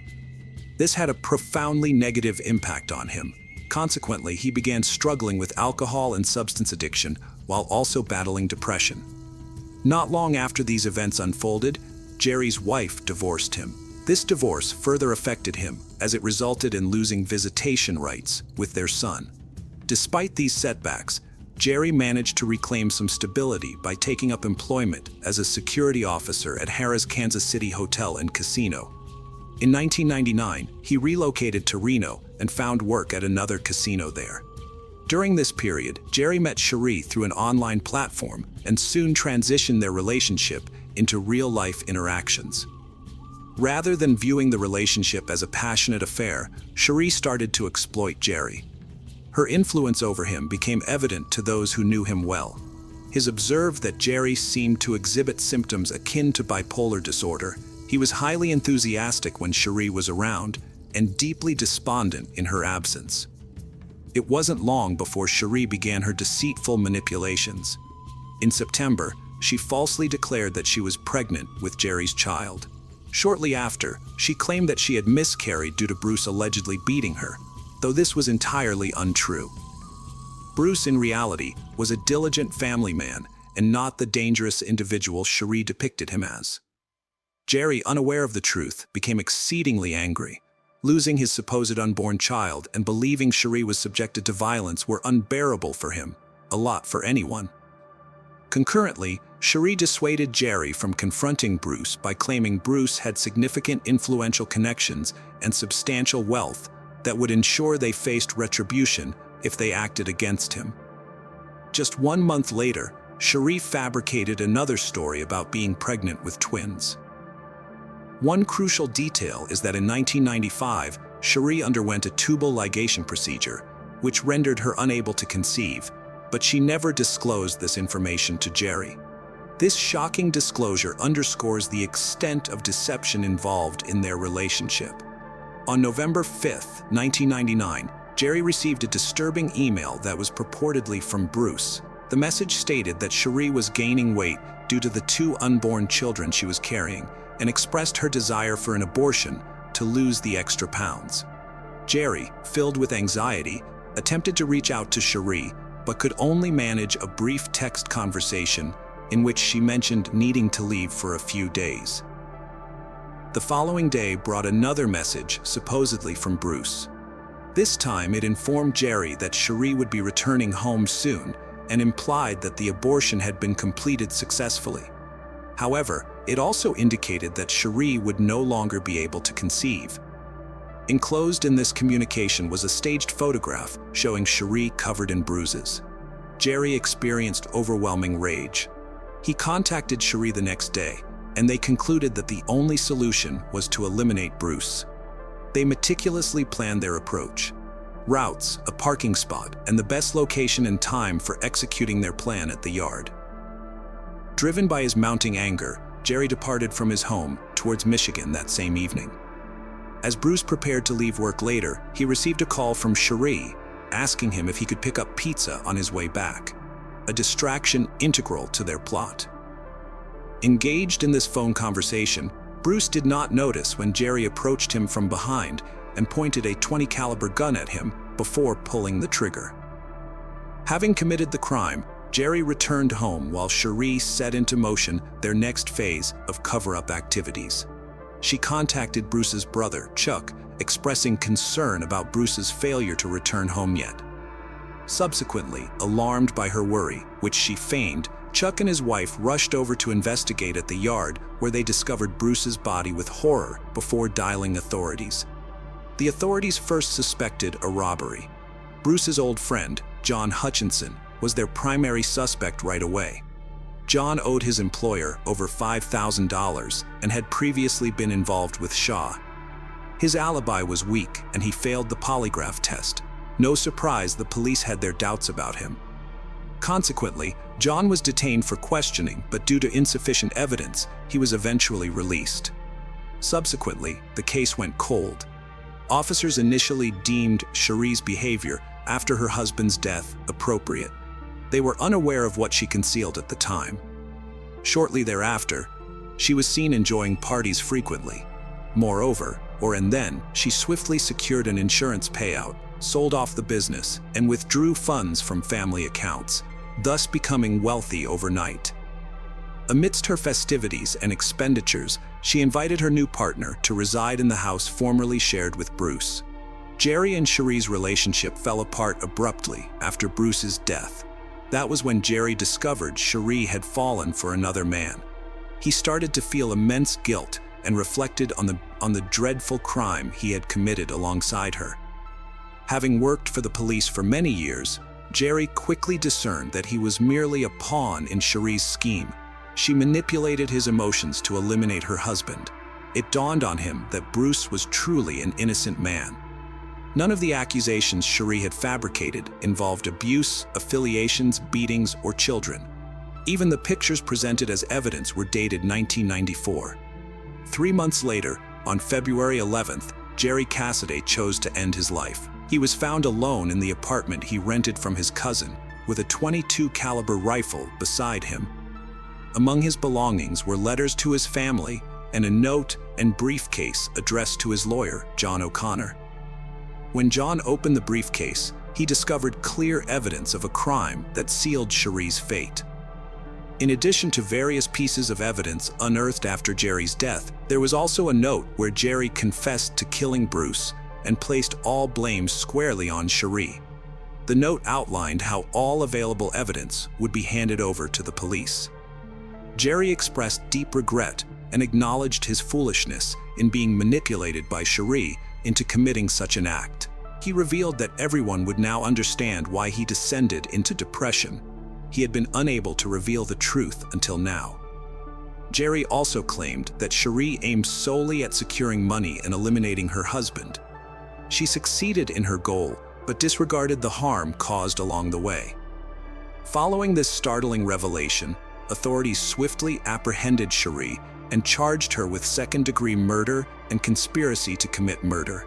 The trial commenced 10 months later, on December 12th. Given the nature of her internet-related crime, public curiosity was exceptionally high. Cherie pleaded not guilty during the proceedings, and her defense attorney suggested that Jerry had fabricated his evidence against her out of guilt. They also attempted to shift the blame back onto JN. During the trial, disturbing messages between Cherie and JN were presented, wherein they discussed using a firearm. It was highlighted that a day after her husband's death, she altered her first name, last name, and address. After Jerry's demise, she repeated this action. The case concluded successfully in court, and after only 2 days of deliberation, the jury delivered its verdict. Cherie Miller was found guilty of second-degree murder, and on January 9, 2001, she received a life sentence in prison. However, several complaints arose from the defense regarding the trial. One notable issue questioned the admissibility of Jerry's letter as evidence. This concern led to such significant implications that 7 years later, in 2008, a judge ordered a retrial for the case. Consequently, as per federal court decisions, Cherie was released from prison in July 2009 until further trials could be conducted. For over 3 years, she walked free without restrictions, even accessing internet and dating sites. However, many individuals, especially Bruce's and Jerry's families, opposed this release, deeming it due to an absurd technicality. Back in August 2012, the district court reversed its decision, and Cherie returned to prison, where she has remained since.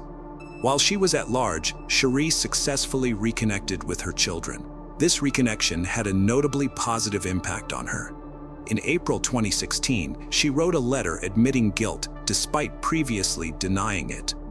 She explained that her initial denial stemmed from fear that an admission would hinder her chances of appealing for a retrial. Her attorneys had advised such action. However, they later denied this claim. They asserted that if they had known about her guilt earlier, they would have recommended pursuing a plea deal. Under such circumstances, Cherie would have faced only 15 years of imprisonment, as opposed to the longer term she is currently serving. By then, Cherie had already spent 2 decades behind bars. Notably, during this time, she entered into her 4th marriage with Michael Denoy.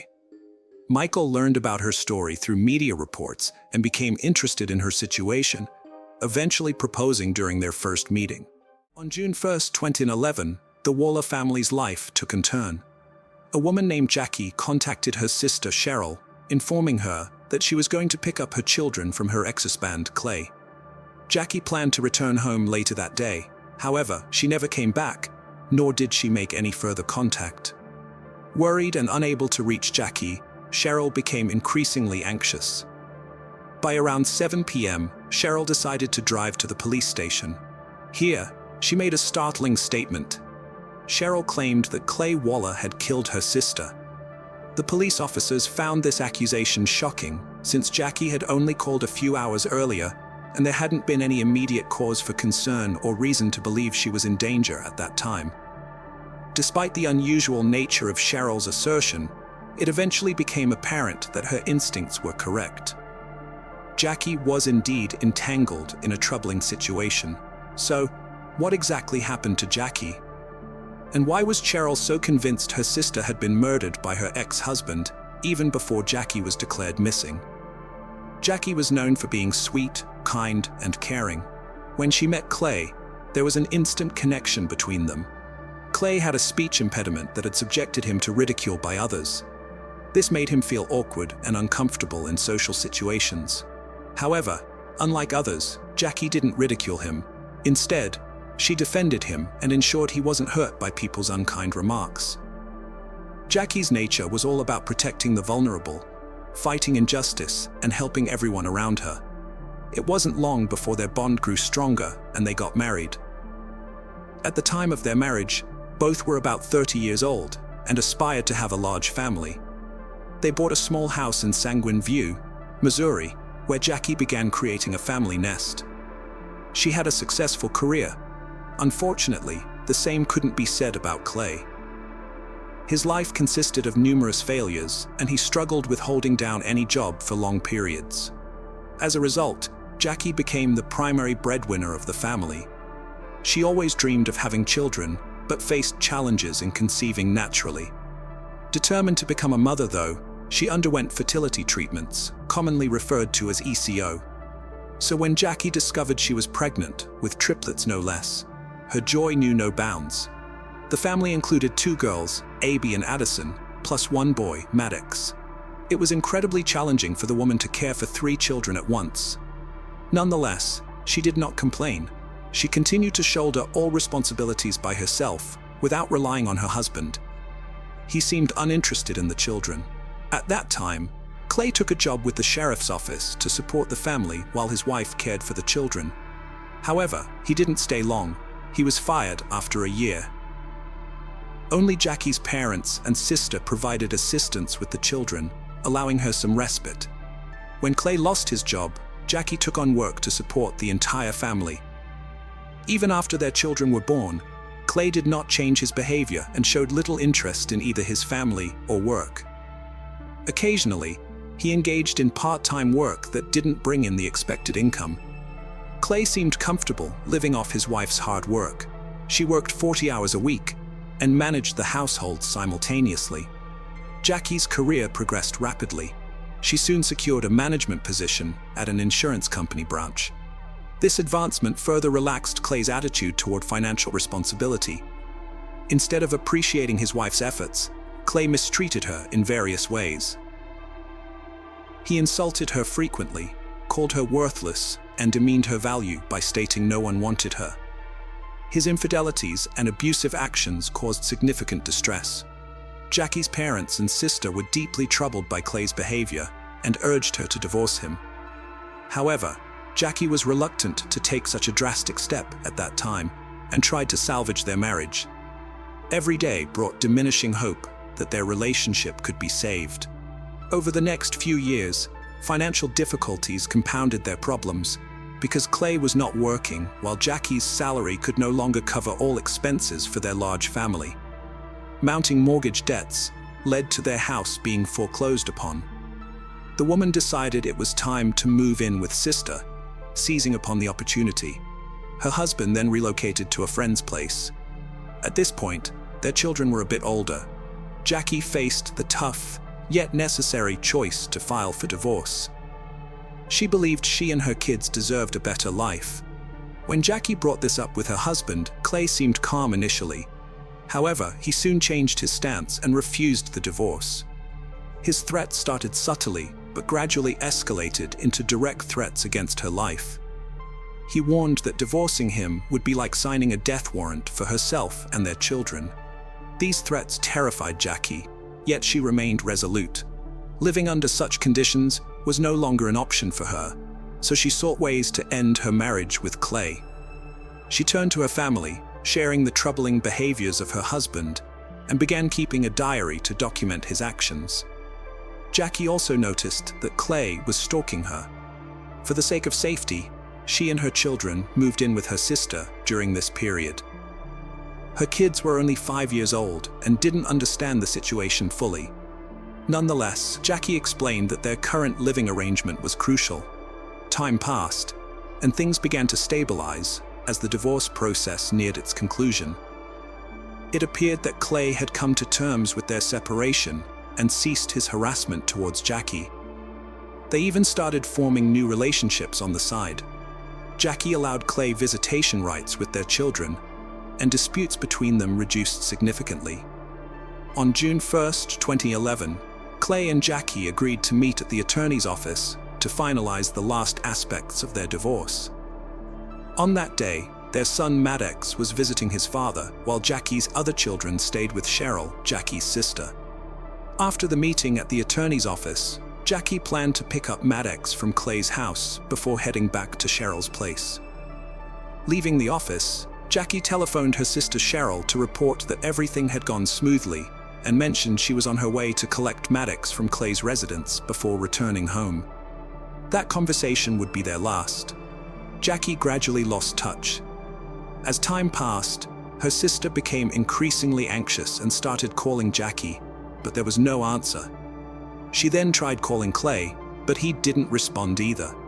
Cheryl began to suspect that Clay had done something to Jackie. She sent him a text message. "If I don't hear from Jackie in 5 minutes, I'm going to the police." Almost immediately, Clay called back asking what was wrong. Cheryl responded firmly, stating that she believed he knew exactly what was happening. Clay asserted he didn't know where Jackie was and mentioned he would instruct her to call Cheryl when he saw her. However, Cheryl wasn't convinced. She took her sister's children to their parents' house and filed a police report personally. Despite initial skepticism about Clay's involvement in Jackie's disappearance, the detectives took her concerns seriously. They didn't make her wait for 24 hours before investigating further. Instead, they proceeded to contact Jackie's ex-husband for any leads on her whereabouts. When questioned, 41-year-old Clay informed them that he had lunch with Jackie. They subsequently went to the attorney's office to discuss some aspects of their divorce, and then drove together to his house for further discussions. He claimed that after chatting for a while, he left for the store. Upon his return, Jackie's car was gone. He assumed she had departed. Clay added that his son Maddox was in Illinois with his new girlfriend at the time, and insisted Jackie was aware of it. According to him, Jackie wasn't there for her son, but merely to talk about other matters with Clay. However, Cheryl found his statements implausible and inconsistent with what she knew. Jackie made it known that her visit to Clay's house was solely for seeing her son. She had no intention of discussing anything else with him, especially given that she wouldn't have allowed her son to be far away with another woman. Noting these discrepancies, Cheryl managed to convince the investigators that Clay's account lacked credibility and suggested he might be concealing crucial information about Jackie's disappearance. In light of this new perspective provided by Cheryl, investigators were now treating the case more urgently, as both the missing person and her car remained unaccounted for. A comprehensive search was launched for Jackie a few hours after her disappearance. Investigators her Honda Pilot on an interstate highway with a flat tire. but there were no signs of an accident. The tire appeared punctured intentionally, making the scene look staged. The car was open and empty, with a few bloodstains on the back seat, but no other clues indicating her whereabouts. These disturbing details hinted at a possible attack and kidnapping. The search effort for Jackie was concentrated in the vicinity where her car was found. Numerous volunteers, including police officers, rescue squads with dogs, and family members, participated in the search. They came from various parts of the region, responding to requests from Jackie's relatives. Despite the unbearable heat, many were willing to help locate her. Jackie's family announced a reward of $3,500 for information about her whereabouts. Despite their efforts, including extensive searches and public appeals for assistance, the search yielded no results for several days. Police began to scrutinize Clay, Jackie's ex-husband, more closely. When they visited his house to speak with him again, he recounted the same story as before, but refused access to his home and car. He promptly hired a lawyer who asserted his rights. 4 days after Jackie's disappearance, Clay left her a voicemail with a distressed tone. "Hi honey, it's Sunday. You went missing on Wednesday. Please call me if you get this message. I don't know where you are, and I miss you very much." Detectives later obtained a search warrant and returned to Clay's residence for a thorough inspection. During this inspection, they discovered blood-like stains in his vehicle. Forensic analysis revealed it was fish blood. Clay had deliberately coated the car with fish blood and recorded it on video as a test for forensic experts. In addition to examining the vehicle, investigators noted conspicuous details in Clay's house. A section of carpet had been removed from the floor, leaving an obvious mark.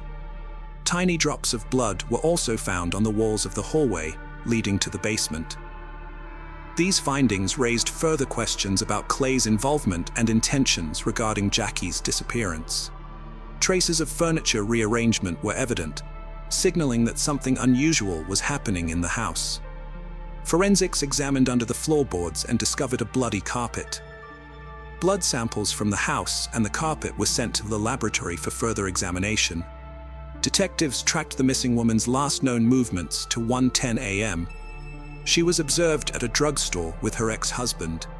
The pair appeared composed and normal.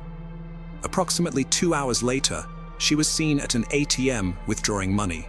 After that, Jackie did not reappear on CCTV, although Clay was seen a few hours later with his son and new girlfriend at a toy store. Subsequently, they visited a car wash in their pickup truck, which had a suspicious trash can inside. By then, Clay had changed clothes and meticulously washed both the car and the boat. This increased suspicion around him, establishing him as the prime suspect. Investigators released photos of Clay's pickup truck and boat, requesting eyewitnesses who may have seen them. A young couple reported seeing Clay near Devil's Island on the Mississippi River in response to this request. Detectives confirmed this information through an analysis of Clay's cell phone billing records, prompting them to focus search efforts in that area. Despite numerous searches over the large terrain, nothing surfaced directly linking to the missing woman. The forensic results soon arrived, indicating that the drops of blood found in Clay's house indeed belonged to Jackie. The police then operated under the assumption that Jackie was deceased. Detectives called Clay in for questioning and attempted to procure a confession from him regarding Jackie's murder. However, Clay denied all accusations, stating that the bloodstains were remnants of an old domestic incident in his kitchen. Without physical remains or definitive proof of death, investigators lacked grounds to arrest or charge him. Despite releasing him from custody, authorities kept Clay under close surveillance and continued their investigation. Being an ex-deputy sheriff himself, Clay knew they were monitoring him closely and engaged in deceptive maneuvers to elude detection, effectively playing cat and mouse with law enforcement officials. He'd go to deserted vacant lots to mislead the investigation, while the entire neighborhood stood by and participated in the search for the missing mother of three. Clay continued to bully and taunt them. He would drive past the search party or Jackie's family, insult them, give them the middle finger, and shout that they were wasting their time and wouldn't find anything. His defiant behavior raised more suspicions and questions. Meanwhile, the missing woman's sister Cheryl fought in court for custody of the triplets. She feared the children would go to a father who was a danger. His erratic behavior backfired on him, and Cheryl got custody. This enraged him, and he began threatening his ex-wife's sister with violence, including writing about it on social media. The woman recorded these threats and contacted police. Detectives seized the opportunity and arrested Clay nearly 5 months after Jackie's disappearance. He was charged with threats to life, which he accepted, but claimed he wrote out of anger and despair at losing custody of his beloved children. Clay insisted he didn't plan anything bad against Cheryl. He viewed himself as a victim in this situation. While investigating this incident with his sister, police found out he had other charges pending against him: stealing $50,000 from a previous employer, as well as stalking a man. Detectives pressed his former co-worker, hoping Clay would confess to killing his ex-wife and lead them to her body, but it was futile. Clayton continued to deny all charges regarding Jackie's disappearance.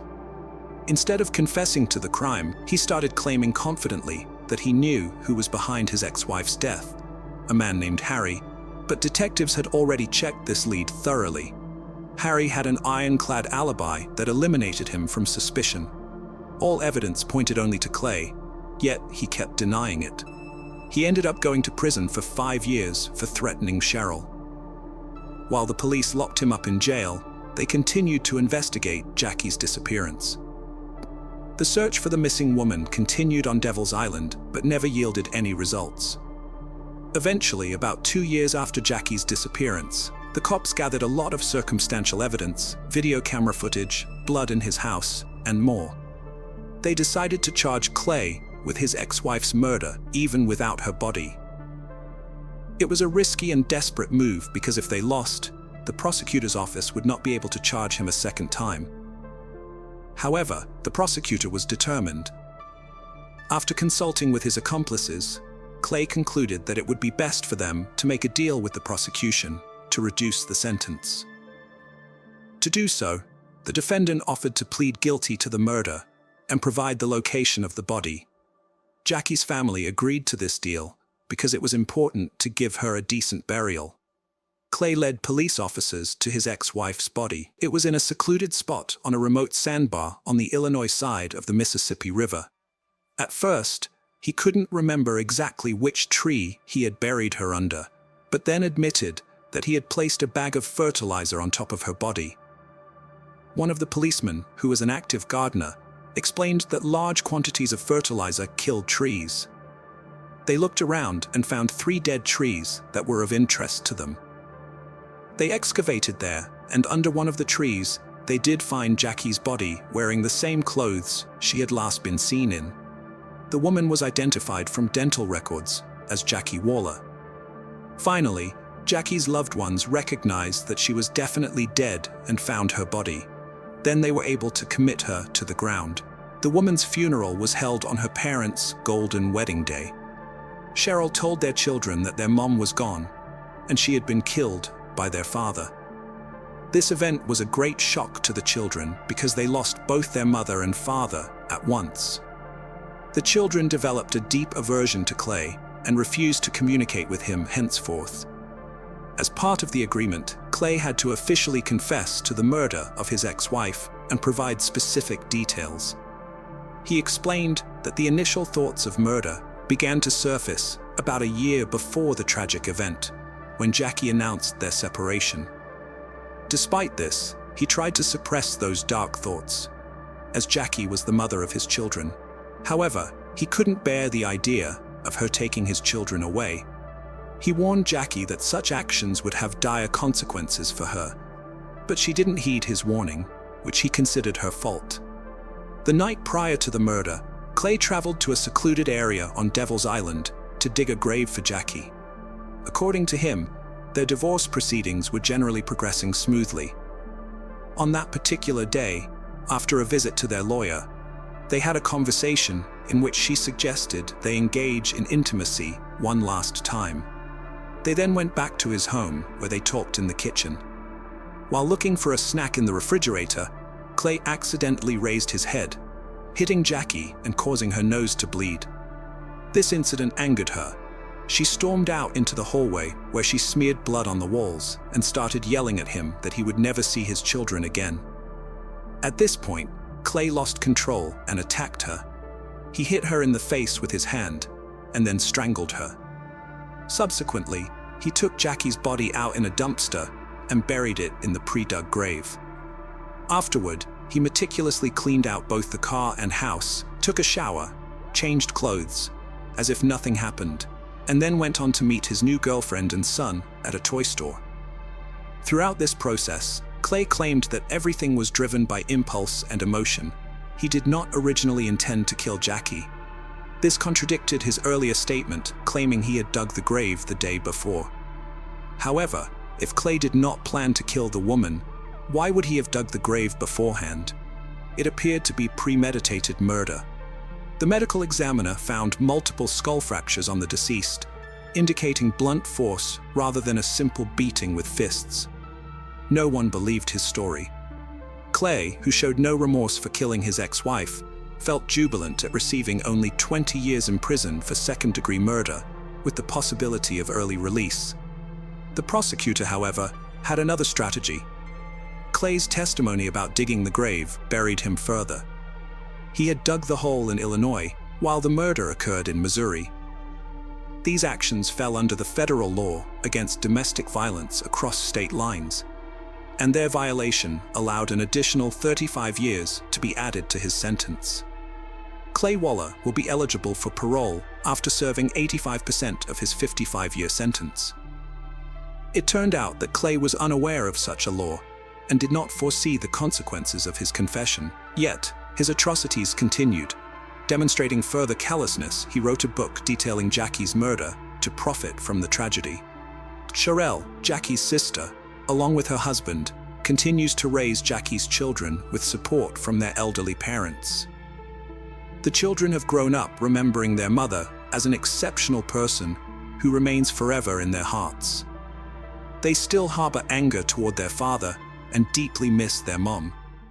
The Inman family projected an image of perfect harmony to those on the outside. They were regular churchgoers every Sunday to Warwoodportsing. Yet within their tight-knit circle, one could fathom what really happened behind closed doors. Back in 3, William and Sandra Inman's paths crossed at church. He was 18, she just 16. Their union received their parents' blessing, leading to marriage. The couple made their home in the modest community of Logan, located in Hawking County, Ohio.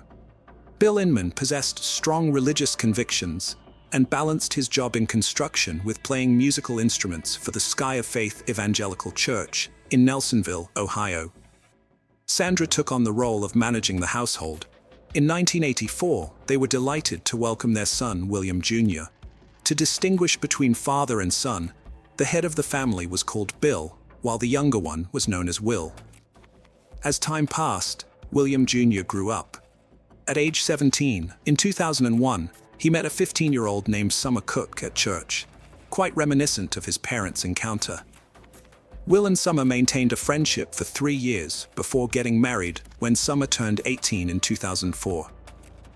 The newlyweds began their life together by residing with Will's parents in a spacious house in Logan, Ohio. In that same year, when Bill reached the age of 39, he envisioned himself as a spiritual guide. Transforming his garage into a makeshift sanctuary, he began hosting gatherings there.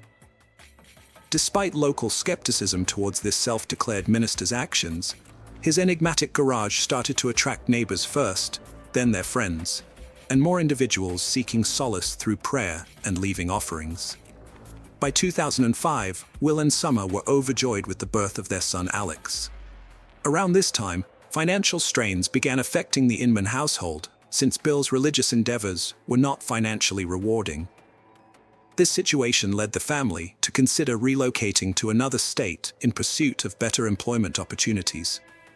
By 2006, the Inman family had fully resettled in Florida. Both Bill and Will promptly secured employment in hotel construction.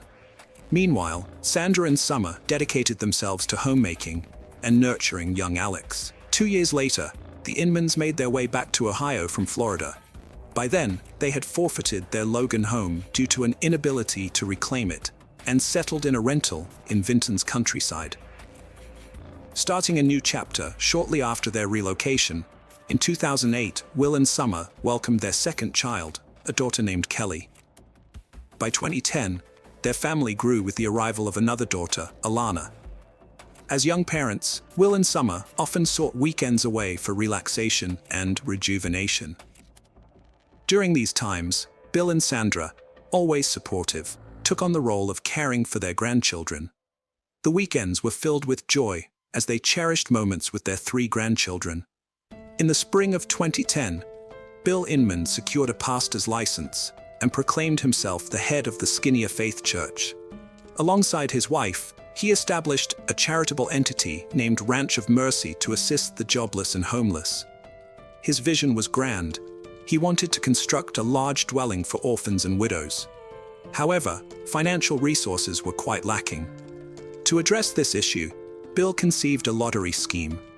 Each participant would purchase a ticket with proceeds earmarked for building the shelter. The grand prize was either a house or $200,000 plus 99 other significant rewards. The community became aware of this lottery through news and advertisements. Bill initially promoted it door to door, assuring participants of lavish rewards, while emphasizing that surplus funds were destined for providing a haven for the destitute. Priced at $10 per ticket, Bill managed to sell 100,000 tickets, amassing $1 million for the project. The drawing was set for September 2010. In June 2010, personal upheaval struck the Inman family when Summer expressed her desire to divorce Will after 6 years of marriage. This declaration came not long after she had penned a significant entry in her personal diary. "I am utterly exhausted from constantly trying to please everyone around me. Do not deserve happiness. Do I not have the right to love someone and feel that love in return? I'm uncertain if now is the appropriate time, but I feel compelled to share everything with Will. It troubles me deeply, yet he deserves to know the truth. He should be aware that I no longer wish to be with him. I need to be alone to rediscover myself and understand my current identity. At this moment, I feel like a servant, perpetually running around and obeying others' commands. I adore my children with all my heart and would never trade them for anything.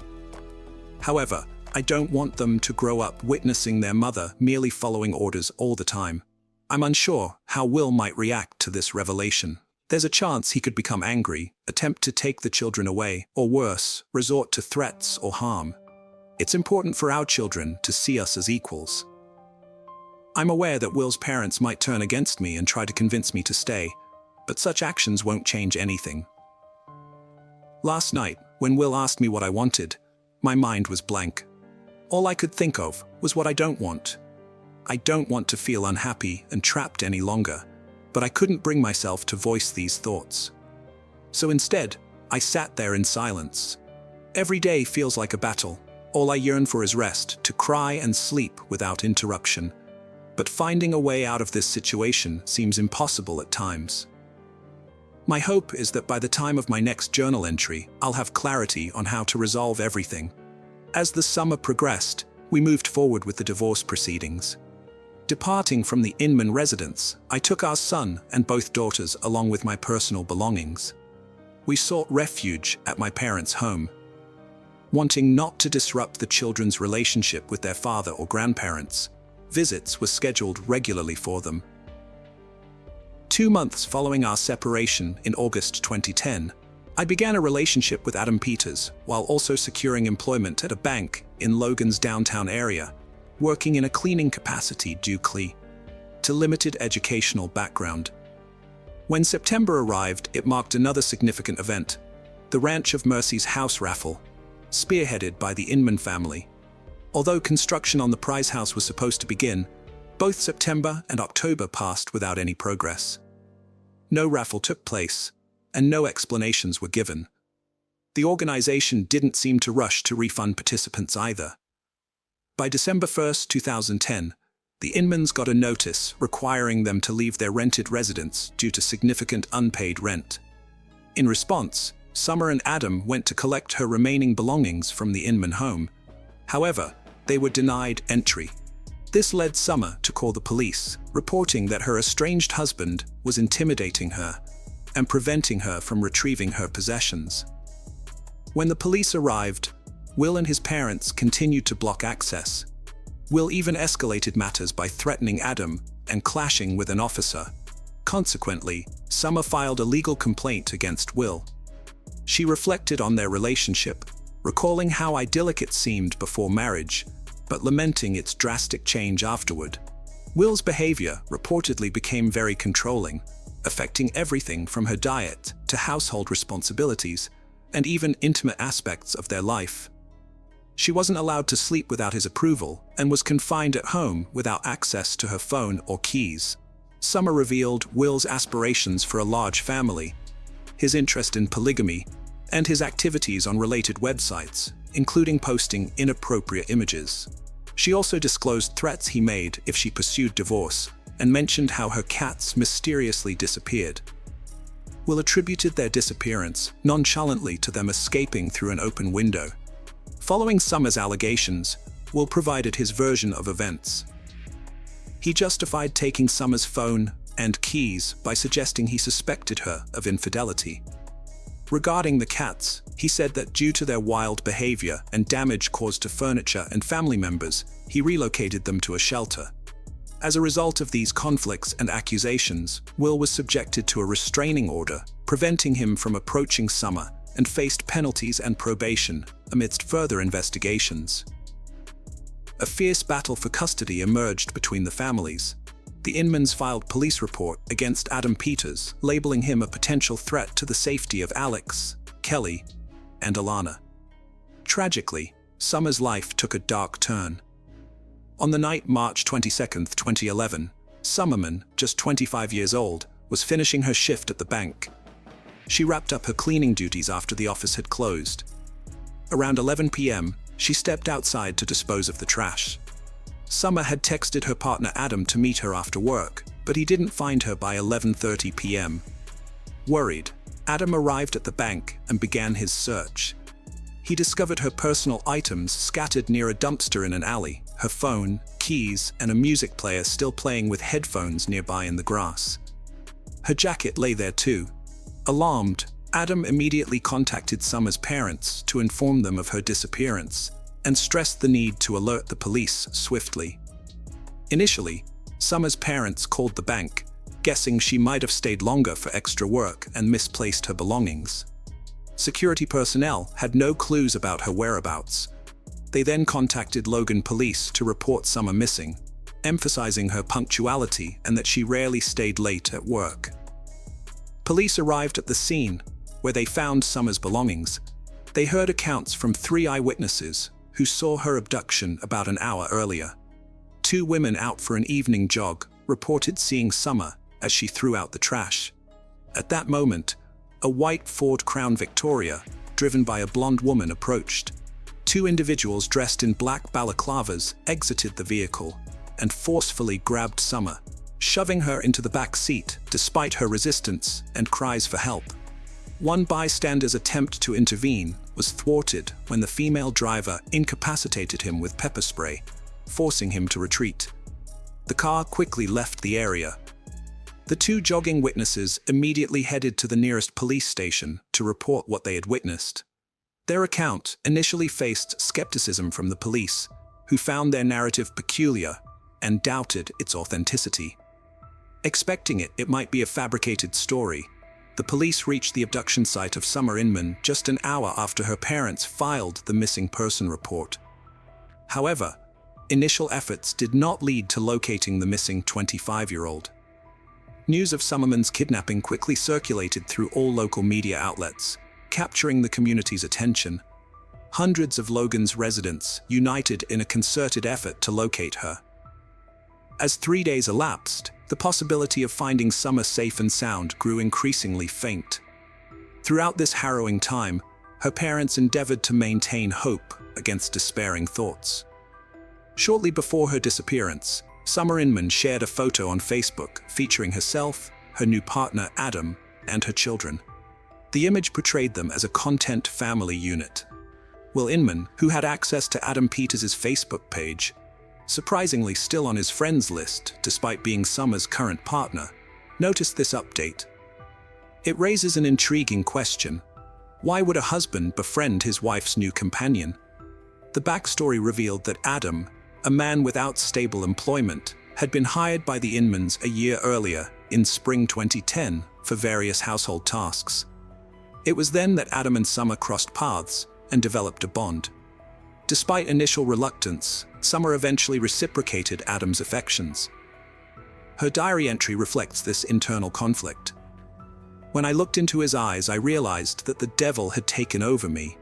I didn't listen to what God was telling me. I tried to stop. My mind screamed, "Run, get out of here now." But instead, I stayed and let him embrace me and then delve deeper. I am very sorry about this. I am guilty. This encounter signified the unraveling of Summer's life within the Inman family. Yearning for happiness and love, she initiated divorce proceedings which were prolonged 5 days before vanishing. Will tested the proposed spousal support per child monthly, suggesting a reduction to $50 given his annual earnings of just $6,000. Will and his parents sought full custody of the children, but their petition was rejected by the court. After losing contact with their grandchildren, Bill and Sandra visibly deteriorated. They lost weight and were clearly affected, as those who knew them concurred that the grandchildren were the light of their lives.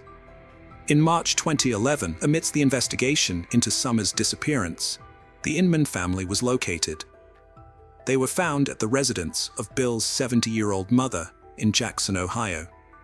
Bill, Sandra, and Will collectively asserted their ignorance regarding Summer's abduction. The Inmans recounted that on the night of Summer's kidnapping, they were en route to Cleveland to view a new property. However, they encountered car trouble after 3 hours on the road, leading to an overnight ordeal of vehicular repairs on the roadside before returning to Logan the next morning. They maintained that their interactions with Summer were generally amicable, with infrequent disputes. Yet they attributed a shift in their familial harmony to Adam Peters' employment in their household, describing this phase as challenging.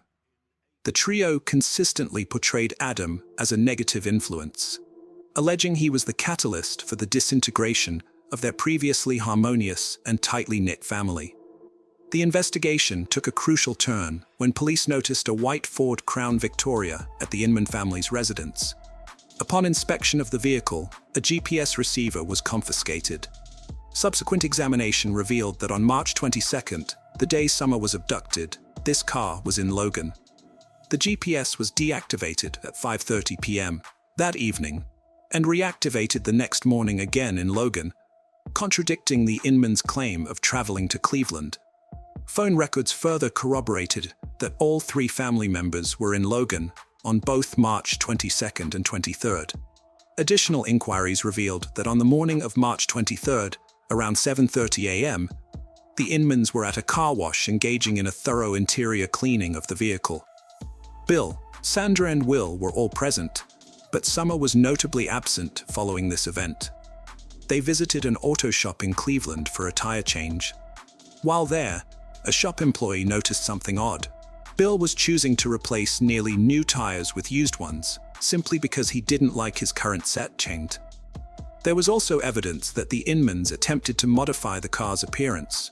Notably, Bill had removed a police spotlight that had previously been mounted on the driver's side door next to the mirror. Bill, Sandra, and Will Inman were apprehended and brought in for interrogation. Prior to their arrest, Bill assured his elderly mother of their innocence, attributing the situation to a test from the devil. Throughout the questioning, they consistently claimed they were unaware of Summer Inman's abduction and didn't know who the kidnapper was. However, after several hours and faced with the possibility of capital punishment if convicted, Sandra Inman's resolve faltered. Eventually, she disclosed the truth. Sandra confessed that they were responsible for Summer's abduction on the night of March 22nd. she detailed how Bill and Will had disguised themselves in black masks. Sandra admitted that her initial plan was merely to abduct and intimidate Summer. However, events took an unexpected and tragic turn. According to Sandra's confession, when Summer was forcibly placed in the car's back seat, Will restrained her with plastic ties around her neck, hands and feet, intending merely to frighten her into granting him access to their children. As the situation escalated, Will realized that Summer was on the brink of unconsciousness. He panicked and desperately searched for a knife to release her, shouting frantically to his mother, "Oh my God, Mom! Where's the knife? I can't find it." Amidst their collective fear and desperate search for the knife, the situation worsened. Summer ceased breathing and tragically passed away. Sandra maintained that their objective was never to take Summer's life. They merely sought a resolution to their custody dispute and hoped to ensure regular visits with their grandchildren.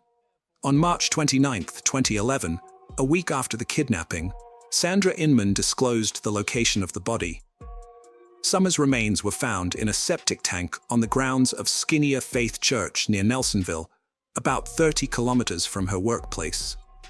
Bill Inman had been involved in the church's construction.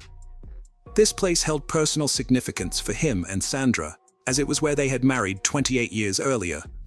The Inmans were regulars at this church. Bill participated in its musical ensemble.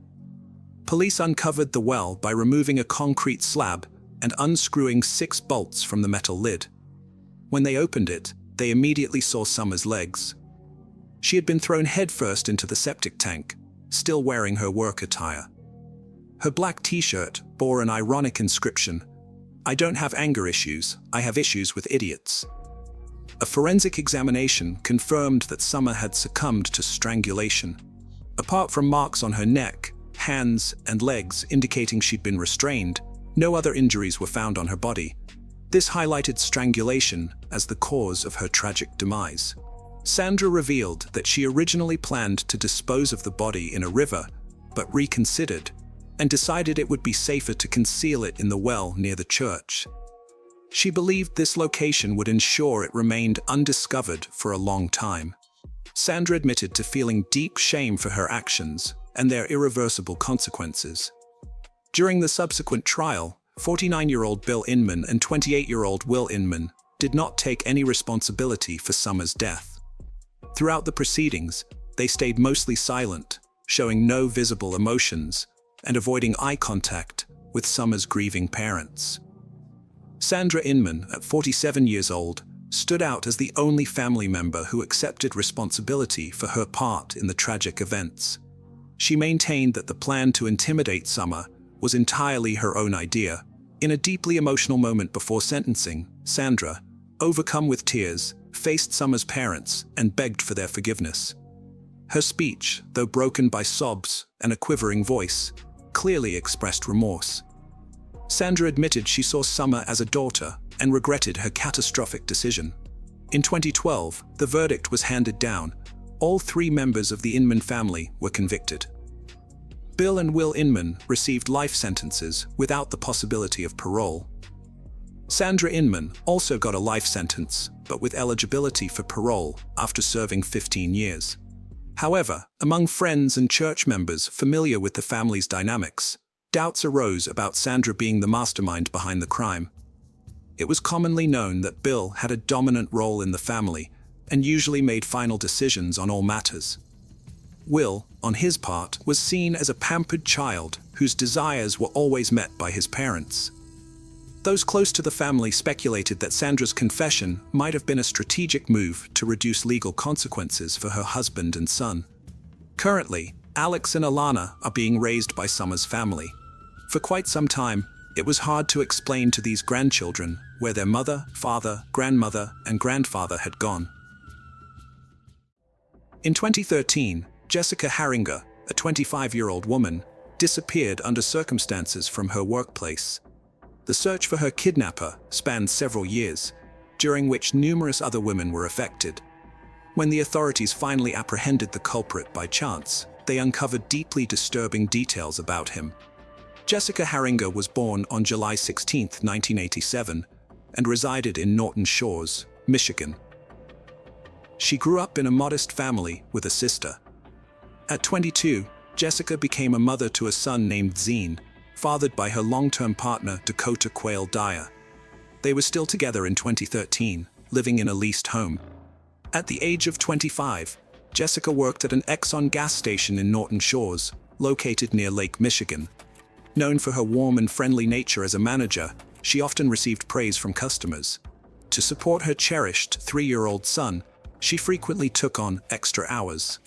Jessica's diary highlighted her ambitions to learn and advance.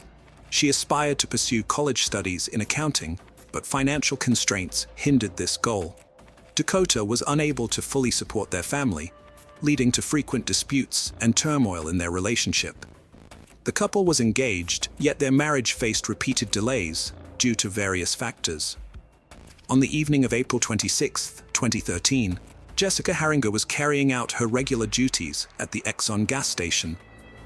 Her day began with a visit to a nearby store around 3 p.m., followed by a drive to her workplace. She arrived at the gas station around 4:35 p.m., parked her car and started her night shift, which was supposed to end at 11:30 p.m. Jessica was the sole employee on duty that night.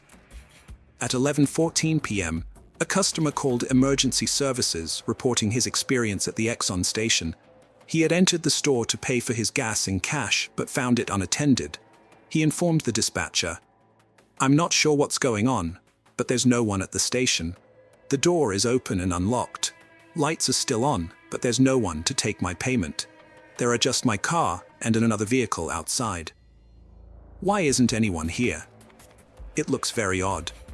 The police reached the Exxon gas station within 10 minutes of the 911 call. During their inspection of the premises, both inside and outside, they found no evidence of a struggle. Everything seemed orderly. Jessica's coat was in the back room, along with her purse containing $400, car and house keys. A solitary drop of blood, later identified as Jessica's, was discovered near the storage area's back door. Additionally, a cap from a Walther P22 semi-automatic pistol's laser sight and 2 batteries, likely for a watch, were found on the floor. The gas station's cash register remained undisturbed with all the money intact. The last recorded transaction was at 10:52 p.m. for a lighter. The facility lacked interior surveillance cameras. Positioned next to the cash register was Jessica's pack of cigarettes, suggesting she had briefly left her station with the intention of returning soon.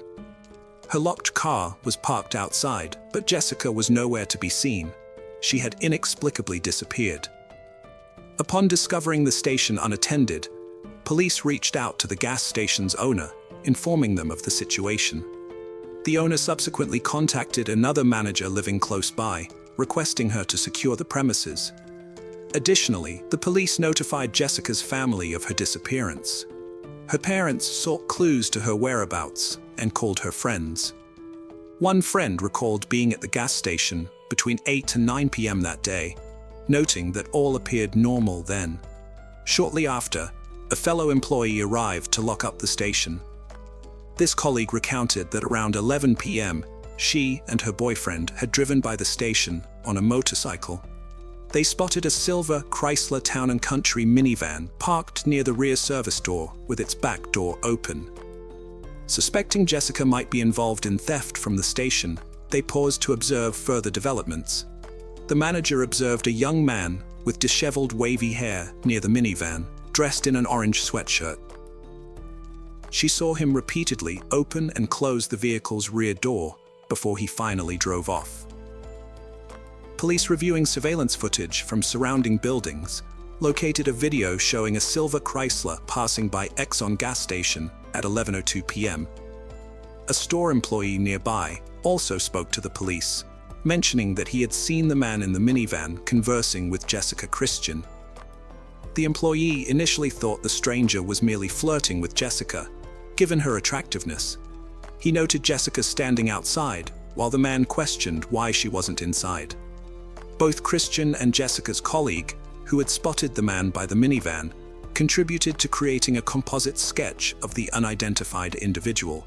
He was depicted as a light-complexioned young male with dark wavy hair, a stocky build, and approximately 1.82 meters in height. The sketch was released 3 days following Jessica's disappearance. Despite numerous calls received by police in response, no significant leads emerged from the information provided. The prevalence of the silver Chrysler minivan in the United States posed a considerable obstacle in the investigation. In Michigan alone, there were approximately 15,000 vehicles of this kind registered.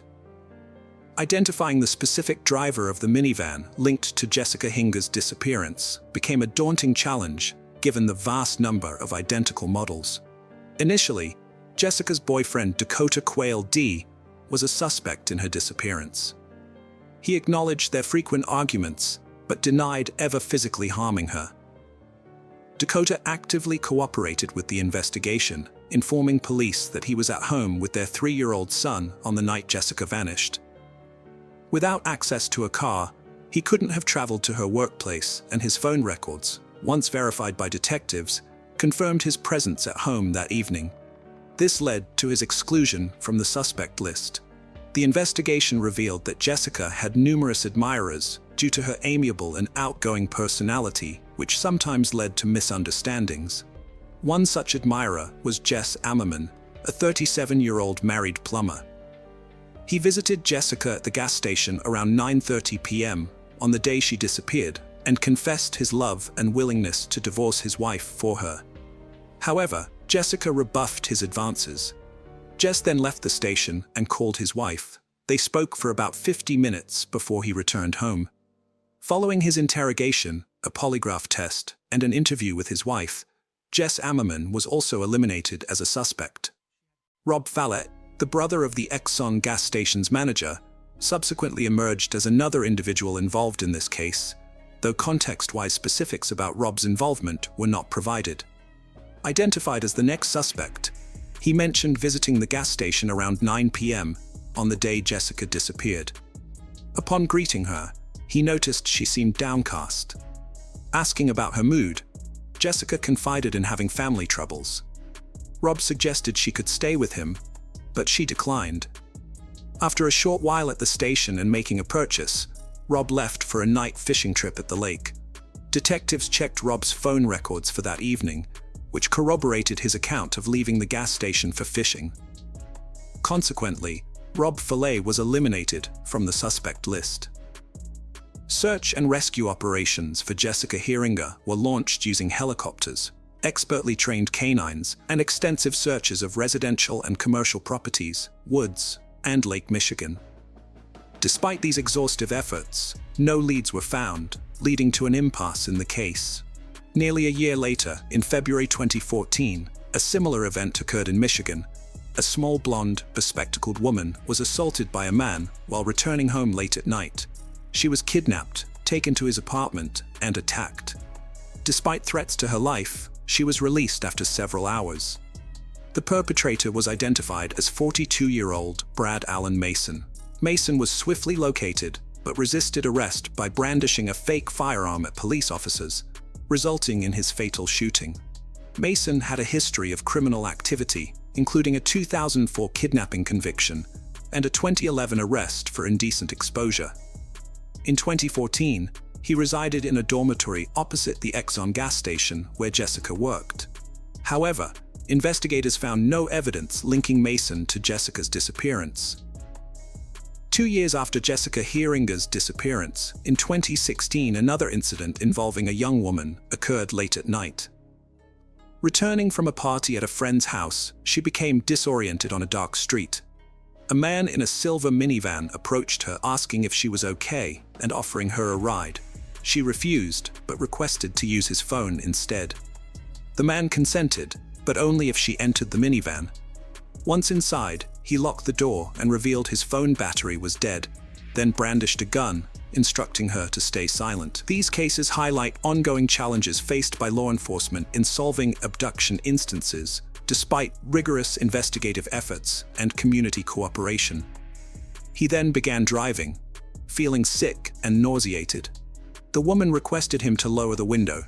Seizing the opportunity, she leaped out of the moving vehicle through the window and fled to a nearby house. The man sped away. The victim immediately contacted the police and described kidnapper.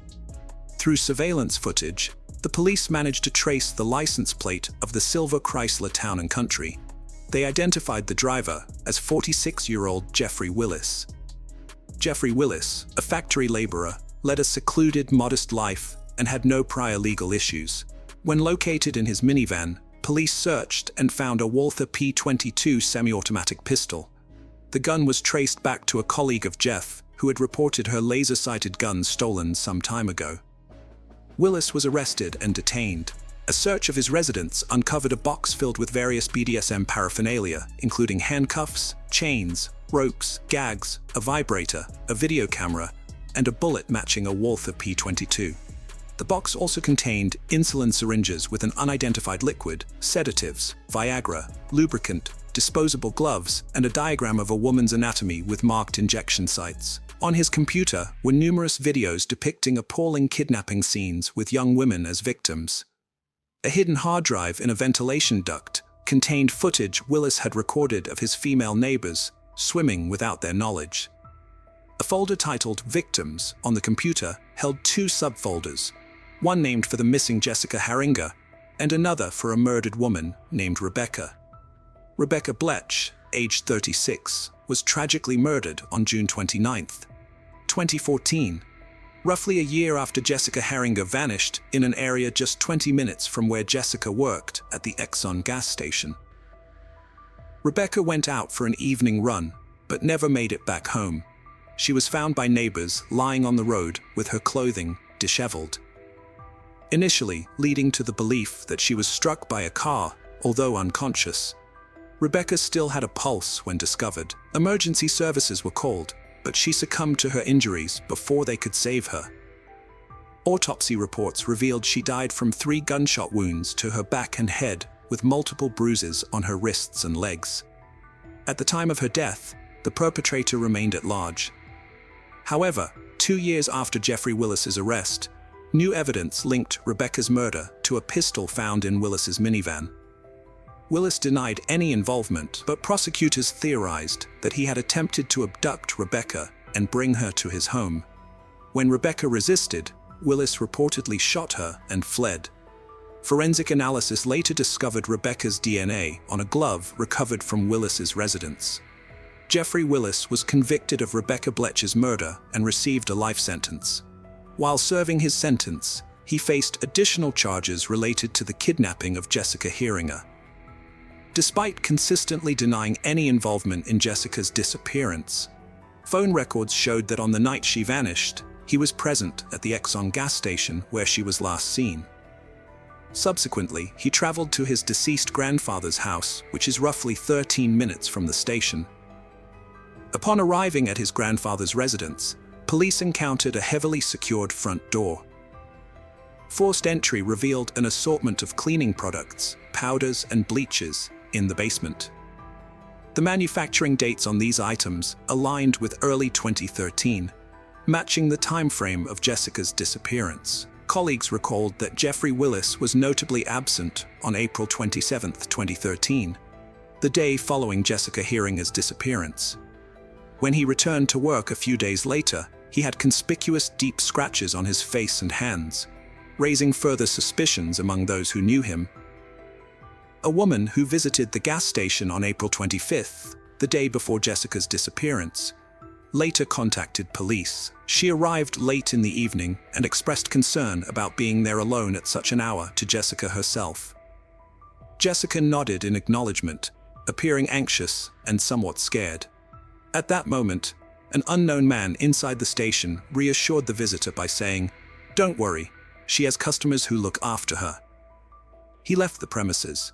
The concerned visitor, still worried about Jessica's safety, stayed in her car outside until Jessica finished her shift and headed home. Tragically, Jessica disappeared the following day in 2016. The witness from the gas station positively identified Jeffrey Willis, recalling seeing him there.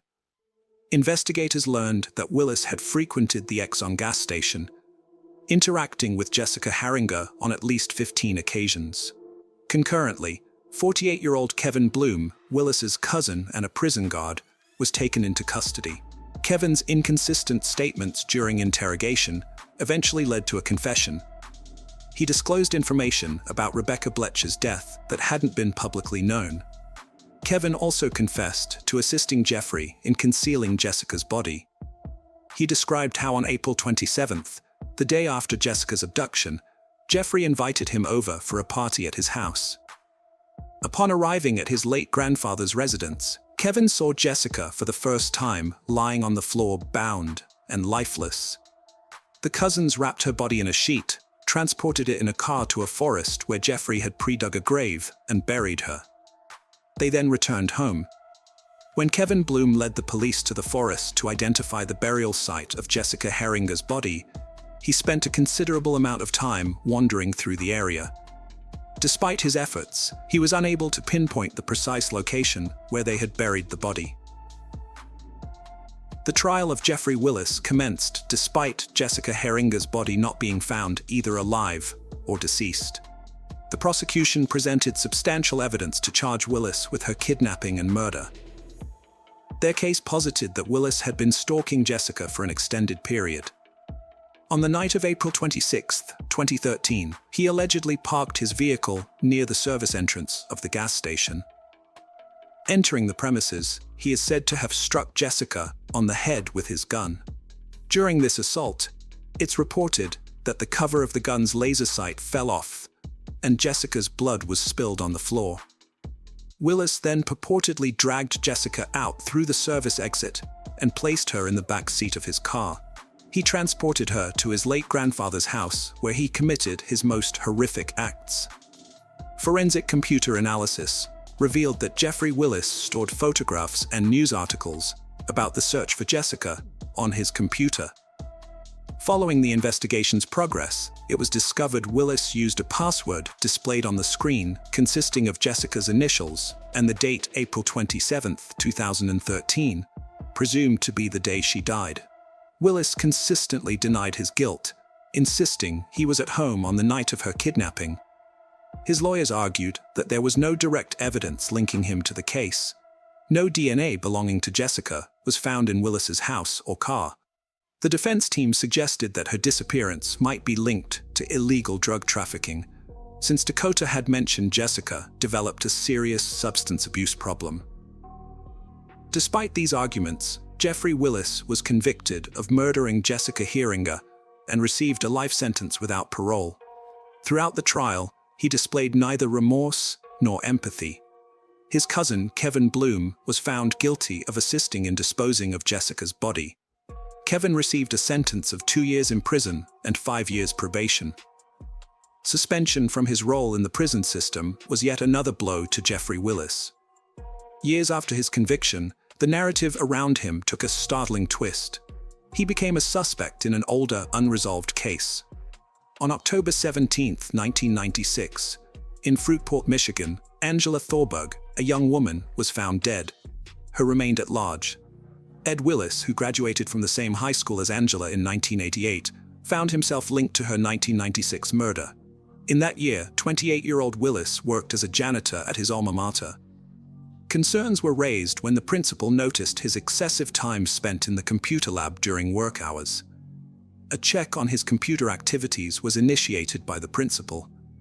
Although the findings remain undisclosed, Willis was asked to resign immediately following the review. The investigation into Angela's murder continues to be shrouded in secrecy. A decade has passed since Jessica Heringer's disappearance, and her remains are still undiscovered.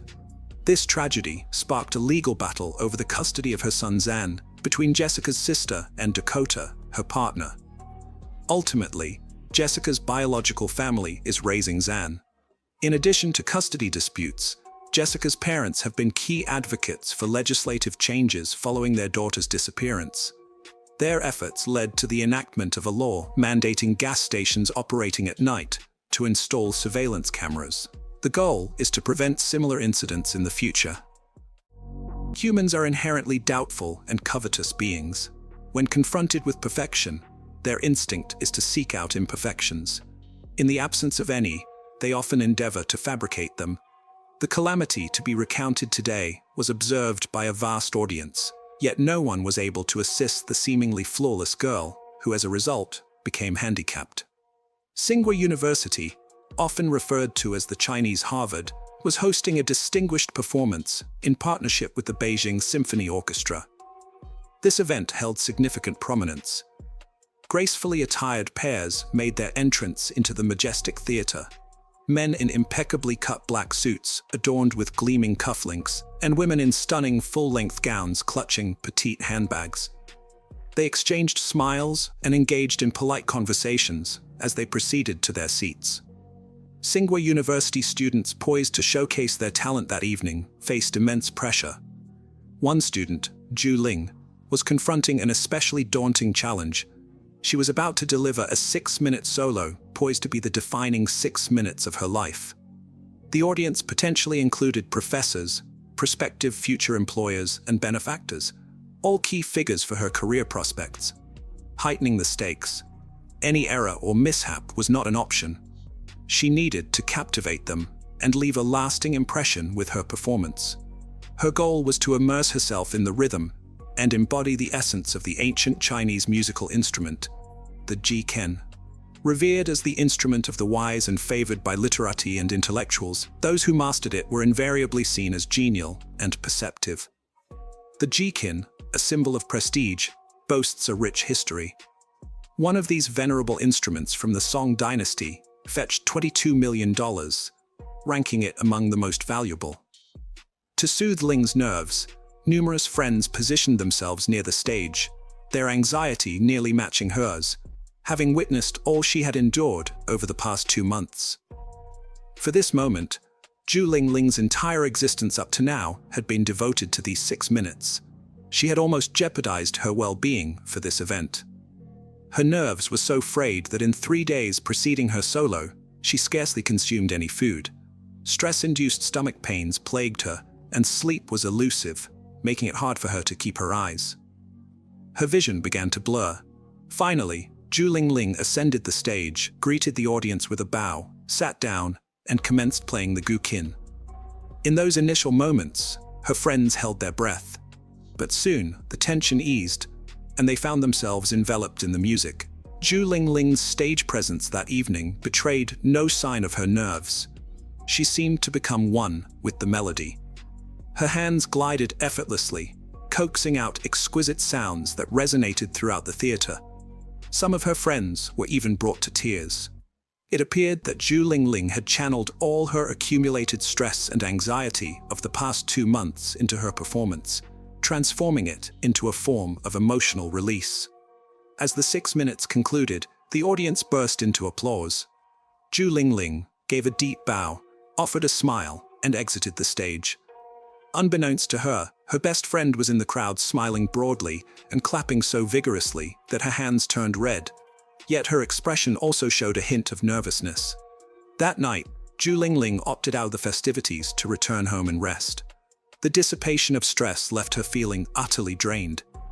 In the shower, she began washing her hair calmly. Glancing at her hand, she noticed a clump of hair passing through it. Running her hand through her hair again brought a sense of urgency. She pulled back the shower curtain and dashed to the mirror. Her reflection revealed an exhausted face and small irregular bald spots resembling the aftermath of a carelessly wielded razor. This was merely the onset. In the following weeks, Zhu Ling's condition would deteriorate further, leaving her confined to a wheelchair and bereft of ability, unable to move, speak, or even control facial muscles. She transformed from a highly promising Tsinghua University student into someone with the cognitive capacity of a 6-year-old child. This entire wasn't an illness, nor was it a genetic anomaly. Zhu Ling was experiencing something caused by another individual. For ordinary students, gaining admission to Harvard was more likely than to Tsinghua, especially for those native to China. The local acceptance rate stands at a mere 0.4%, making it more accessible to international students. The university operates on an annual budget of $5 billion. It's an institution where influential political figures' daughters and wealthy businessmen's sons receive their education. Each of them is exceptionally intelligent and well-educated, with high intellectual capacities.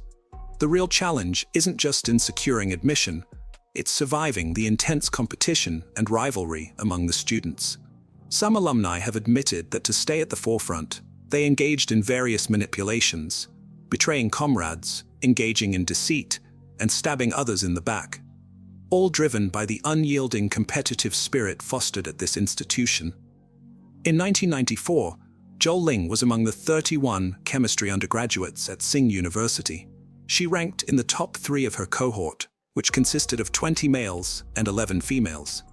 Zhu Ling was often regarded as the epitome of excellence, the cream of the crop among students. Indeed, Zhu Ling was not only intelligent, but also tall and striking in appearance. Everyone foresaw a bright future for her, destined for significant accomplishments. Zhu Ling also had a charismatic and assured presence. Her arrival in the dormitory sparked envy among others. She had a knack for attracting a circle of friends and admirers, thanks to her warm demeanor towards others. She roamed the campus, attended lectures diligently, completed her assignments, and many marveled at her seemingly boundless energy. However, after a few months, a peculiar and unexplainable decline in Zhu Ling's condition began to be observed by all. She appeared less strained, even during graduation week. But suddenly, Zhu Ling seemed to vanish. She began arriving later than her peers and consistently looked exhausted in lectures. Sitting there, she'd sweat as if overheating. Zhu Ling struggled to concentrate on the class content. Severe stomach pain plagued her, leading many, including her instructors, to believe it was stress-related. Seeking relief, Zhu Ling went to the school clinic for pain relievers, but they provided minimal respite. What started as minor lateness escalated to her ceasing classes entirely. Concerned friends decided to visit her dormitory, which she shared with 3 other girls. They found her in bed, shivering and moaning in agony, with clumps of dark hair scattered on the pillow. Alarmed, her classmates urged her to consult a physician, but Zhu Ling dismissed their concerns. She insisted she was merely stressed and would return to classes the next day, assuring them that everything would normalize by semester's end. The once impeccable Zhu Ling was now unrecognizable. Her complexion had turned ghostly pale, lips took on a purplish tint. She resembled a specter haunting the campus. Her movements were sluggish. Each step seemed to inflict excruciating pain. Most of her hair had shed, leaving her nearly bald and compelling her always to wear something on her head for concealment. Occasionally, Zhu Ling's vision would blur, leading to temporary blindness for hours at a time. Various hypotheses regarding Zhu Ling's deteriorating condition spread across campus. Some conjectured it might be due to illnesses like cancer or alopecia, known for causing hair loss, or perhaps an autoimmune disorder. Yet darker speculations emerged. Many students linked Zhu Ling's decline to stress stemming from a dispute with her close friend Sunny. It seemed oddly coincidental that the change in Zhu Ling coincided with their falling out. After missing an orchestra rehearsal for a challenging piece, Zhu Ling faced unexpectedly harsh criticism. Sunny Fly informed the instructor that Zhu Ling had skipped because she felt overly skilled, implying the others needed to elevate their abilities to match hers. Realizing such maliciousness in real life was quite overwhelming for Zhu Ling. Different speculations circulated among university students. Some hinted that Zhu Ling, being a chemistry student, might be secretly conducting groundbreaking experiments. However, would a highly driven student risk self-harm? Beijing A, from Ping University and a friend since middle school, decided to visit her in the hospital with a fruit basket. On entering her room, Beijing was stunned and compelled to flee. It wasn't fear of infection, but rather seeing his classmate in such a dire state that overwhelmed him. How could a vibrant 20-year-old transform into this shadow so quickly? What illness could strip Zhu Ling of all she had worked for? The medical team found her condition baffling. Just months earlier, Zhu Ling had been in peak health. Now she lay almost hairless, connected to multiple machines with tubes protruding from her nose and mouth. Her body convulsed and face showed partial paralysis. A look of silent desperation marked her wide eyes. The sight was distressing, Even the slightest touch caused excruciating pain and more erratic movements. It seemed even her hospital gown tormented her skin. Sensing his friend's silent plea for help, Bajan read the desperate message in her eyes, a look he would never forget. Seeking answers alongside Juling's parents, Bajan probed the doctors for a diagnosis, but they were equally perplexed.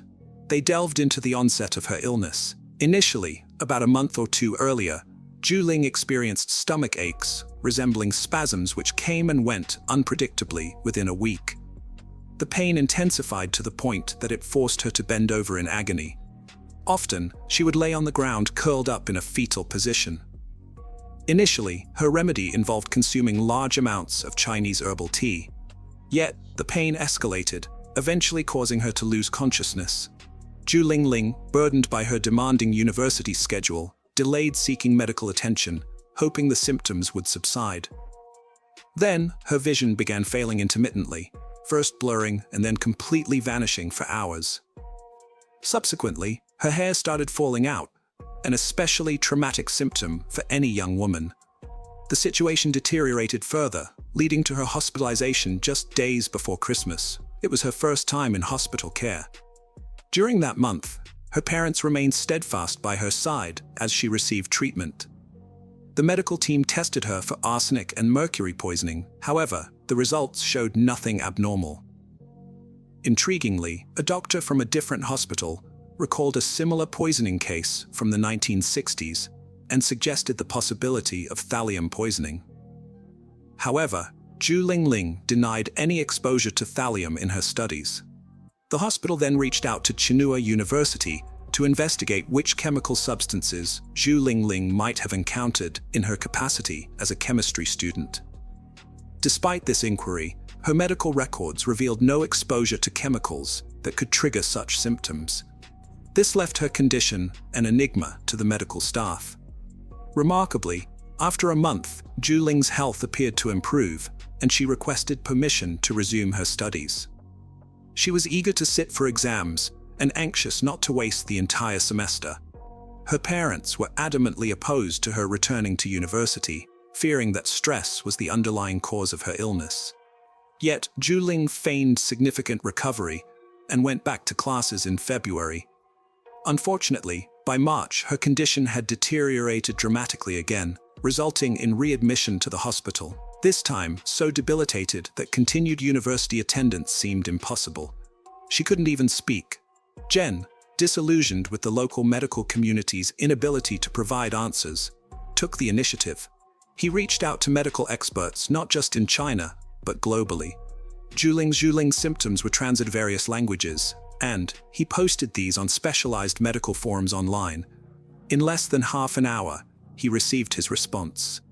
Over the next few days, around 2,000 emails poured in from 18 different countries. The respondents weren't mere internet users. Many were affiliated with national medical institutions and specialized in toxicology. The consensus among almost all of them was alarming: thallium poisoning. The symptoms pointed to a deliberate, methodical attempt to poison Juling, designed to inflict slow, excruciating agony. Thallium, a dense and highly poisonous metal, was once used in rat poisons, but has been banned in major countries including China and the USA. In the early 20th century, it was used as a lice treatment known to cause hair loss. Its array of symptoms is so vast that it often leads to misdiagnosis by doctors, and its detection is usually alarmingly delayed. Thallium doesn't leave visible marks like bruises or wounds, making it harder to spot. The poisoning unfolds in stages. Initial stomach discomfort escalates to severe pain, then trembling, headaches, insomnia, and temporary blindness. Subsequently, the victim experiences intense skin pain, akin to severe burns, where even the slightest touch feels excruciating. Clothing and bed linens become sources of torment. The final stage involves neurological symptoms, including involuntary motor disturbances, seizures, and partial or complete paralysis, culminating in cognitive decline and mental impairment. Tragically, in Juling's case, this meant a regression from a top student at China's most prestigious university to possessing the mental capacities of a 6-year-old child. BG Jen, in collaboration with Juling's parents, sifted through the multitude of emails and promptly conveyed their findings to Zhu Ling's medical team. Yet the doctors were skeptical of the diagnosis posited by online contributors. They emphasized that detecting thallium in the body without specific tests was not feasible. Testing for thallium involved sending the patient's blood to a lab equipped for such an analysis.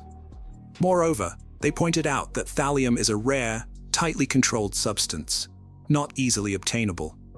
The doctors also mentioned that if Zhu Ling's condition was indeed due to thallium poisoning, an antidote would likely be ineffective at this advanced stage of the disease. This revelation left Zhu Ling's family and friends in shock. The pressing question then became, who would want to harm Zhu Ling? A hypothesis emerged that the intended targets might have been her parents, given their high-profile occupations. Her father was a senior engineer at the National Agency, a position that could involve sensitive information. Her mother was an engineer at a prominent Chinese company. However, this line of inquiry eventually reached a dead end. The primary task was to determine how the poison entered Zhu Ling's system, especially since no one else on campus exhibited similar symptoms. This ruled out the possibility of thallium vapors, suggesting that Zhu Ling either ingested or came into direct contact with the substance. Meanwhile, during Zhu Ling's hospitalization, her personal items were mysteriously stolen from her dormitory. The stolen items included her shampoo, contact lens case, lipstick, bath soap, and even her water glass. Intriguingly, the perpetrator seemed solely interested in Zhu Ling's possessions, an unusual incident in such a prestigious university's dormitory. With no surveillance cameras on campus at that time, an investigation was imperative. Students lived in gender-specific rooms, and access to the women's dormitory was restricted to current female students of Tsinghua University. Neither alumni nor graduate students or professors had entry into the living quarters of over 100 young female students. Police initiated a thorough investigation into over 20 vendors known to supply thallium, a substance still used in manufacturing optical lenses, electronics, and other products. Scrutinizing their procurement records, they discovered that one supplier had provided alum to Tsinghua University's chemistry department for research. The investigation revealed that only a select group within the university had access to this compound: 2 professors, 3 graduate students, and 2 senior undergraduates. Consequently, the perpetrator likely had a role in thallium-based experiments and had the opportunity to take personal items from Zhu Ling's room. As the investigation progressed, the professors and graduate students were quickly excluded as suspects due to their lack of access to the women's dormitory. This narrowed suspicion to the 2 senior students, 1 male and 1 female. Since the male student couldn't have entered the female residence area, suspicion fell on the female student. Astonishingly, this student was none other than Sunwei, also known as Sunny. She was not only Zhu Ling's best friend and roommate, but now the prime suspect in her attempted murder. The situation posed a baffling question. Why would Sunny, with a bright future ahead, risk everything in such a serious manner? Acquaintances of both young women mentioned that Zhu Ling had recently triumphed over Sunny in the student elections. Sunny was not known for tolerating defeat gracefully. She possessed an argumentative nature and had deceived her closest companion on several occasions.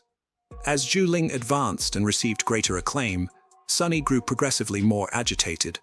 Zhu Ling's individual performance at the Beijing Philharmonic served as a catalyst for tension in their relationship. Zhu Ling was attractive, highly skilled, and esteemed by both peers and faculty members alike. This probably fueled Sunny's jealousy even more. Sunwei was questioned for 8 hours straight before her parents came to take her home. Her family had significant influence at Tsinghua University. Her father played a key role in the Democratic Revolutionary Committee, and her grandfather was a former vice chairman. Many of her relatives held positions in government or academic roles at top state universities. Consequently, Zhu Ling's case remained unresolved for quite some time. Sunwei, one of the primary individuals associated with the incident, maintained her innocence. She claimed that the police had cleared her of any suspicion. Regardless, Sunway legally changed her name and birth date, married an American, and relocated to the US, where she lived without restrictions. Meanwhile, Ling's diagnosis came too late. It was eventually confirmed that thallium had caused her mysterious illness. By the time it was detected, the levels of thallium in her body were extraordinarily high. The antidote, Prussian blue, proved ineffective due to the advanced stage of poisoning. Ling was declared permanently disabled with irreversible nerve damage. She now has a child's mental capacity, experiences facial paralysis, and is bound to a wheelchair. Later on, Ling's family received $14,000 from the hospital due to misdiagnosis and mishandling of her case. The closure of the case by the police occurred quietly, without notifying Ling's family, which only added to their tragedy and suspicions. Zhu Ling lived until she was 50 years old before passing away. Her parents found solace in the fact that she could live so long in such a state. Unfortunately, the individual responsible for her condition was never brought to justice. Hello friends, welcome to my channel. Today I'm going to present to you another disturbing case, the case of Paige Bergfeld. The discovery of Paige Bergfeld's car marked the beginning of a perplexing and mysterious story that unfolded on the first Sunday of July 2007. On that day, a red Ford Focus belonging to the missing Paige was discovered. However, the location where the car was found and its condition raised significant questions and suspicions. The vehicle was situated in a remote area Paige rarely visited. Moreover, it was completely engulfed in flames, suggesting that something alarming and unusual had occurred. The county district attorney scrutinized the case closely. His preliminary findings indicated the fire surrounding the car was intentional. This conclusion was corroborated by the fact that nothing else had burned in the vicinity. The strange incident involving Paige Bergfeld's car turned out to be just the beginning of an even more intricate story. June 28, 2007 is a date forever etched in the memories of Paige's family and friends. On that ordinary day, Paige left her 3 children with a friend, Carol Linderholm, early in the morning. Everything seemed normal. No one anticipated trouble or imagined what was soon to transpire. Paige, a responsible mother, always called or came to pick up her children on time. However, when Paige did not return to pick up her children, friends and relatives tried contacting her, but received no response. 8-year-old Jazz, her eldest child, took initiative in searching for his missing mother. After sending several messages to her phone without any reply, Jazz insisted on searching with Carol. They went to the police station, where Jazz reported his mom hadn't returned for him. The community was shocked by her mysterious disappearance, and many were eager to assist in her search. Consequently, a massive public search operation commenced to bring this young woman back to her children and loved ones. That same day, Frank Bergfeld, Paige's father, received a call from an official with the sheriff's department. The message was brief and shocking. His daughter had disappeared. Frank quickly realized something serious was amiss. He attempted to contact Paige, but there was no response. Left with no other option, Frank called his eldest son, Craig, who lived on the opposite side of the country. Without a moment's hesitation, Craig purchased a one-way ticket and arrived in town ready to assist in the search for his sister. Family and friends combined efforts with police and volunteers to initiate a massive search operation. People from various neighborhoods gathered to look for Paige, meticulously combing the surrounding areas and checking every possible corner where any trace of her could be found. The police began by examining Paige's history with her loved ones to determine if they had any involvement in her disappearance. Naturally, authorities directed their attention to Paige's relationship with her first husband, Howard Bigler. Paige and Howard's relationship traced back to her high school years. After graduating from high school, Paige enrolled in the nursing program at the University of Florida, where she met a young man named Howard Bigler. Their mutual affection led them to start dating. Upon successfully obtaining her nursing degree, Paige returned to Colorado, where she continued living with her family. In 1995, after some time passed, she married Howard Bigler. At first glance, they appeared as a happy couple. They shared numerous interests and views on life.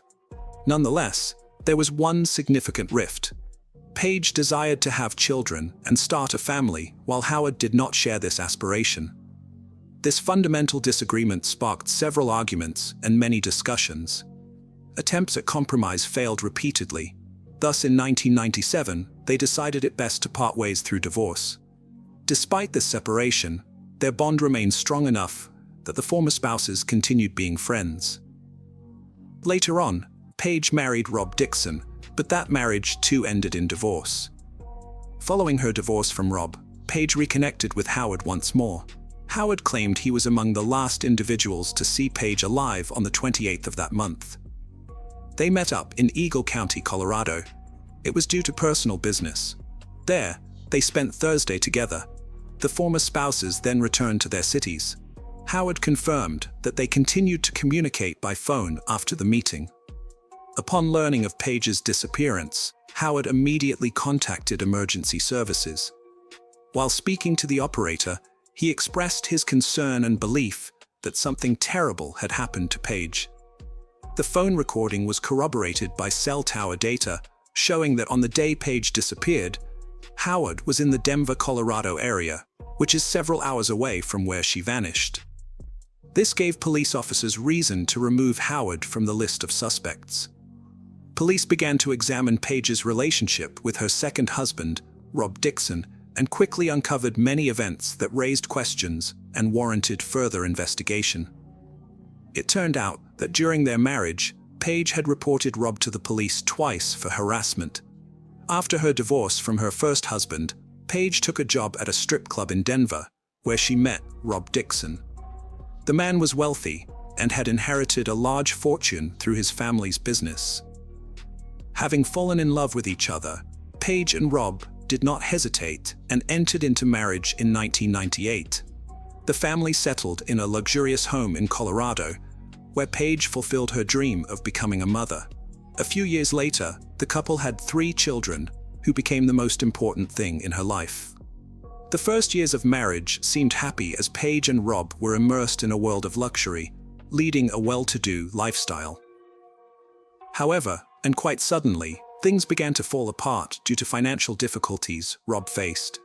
Some of his family's businesses had serious problems, and as a result, the economic situation in the family deteriorated so much that Rob was forced to file for bankruptcy. The financial collapse led to a profound family crisis. By 2004, tensions had escalated so that Page contacted emergency services twice.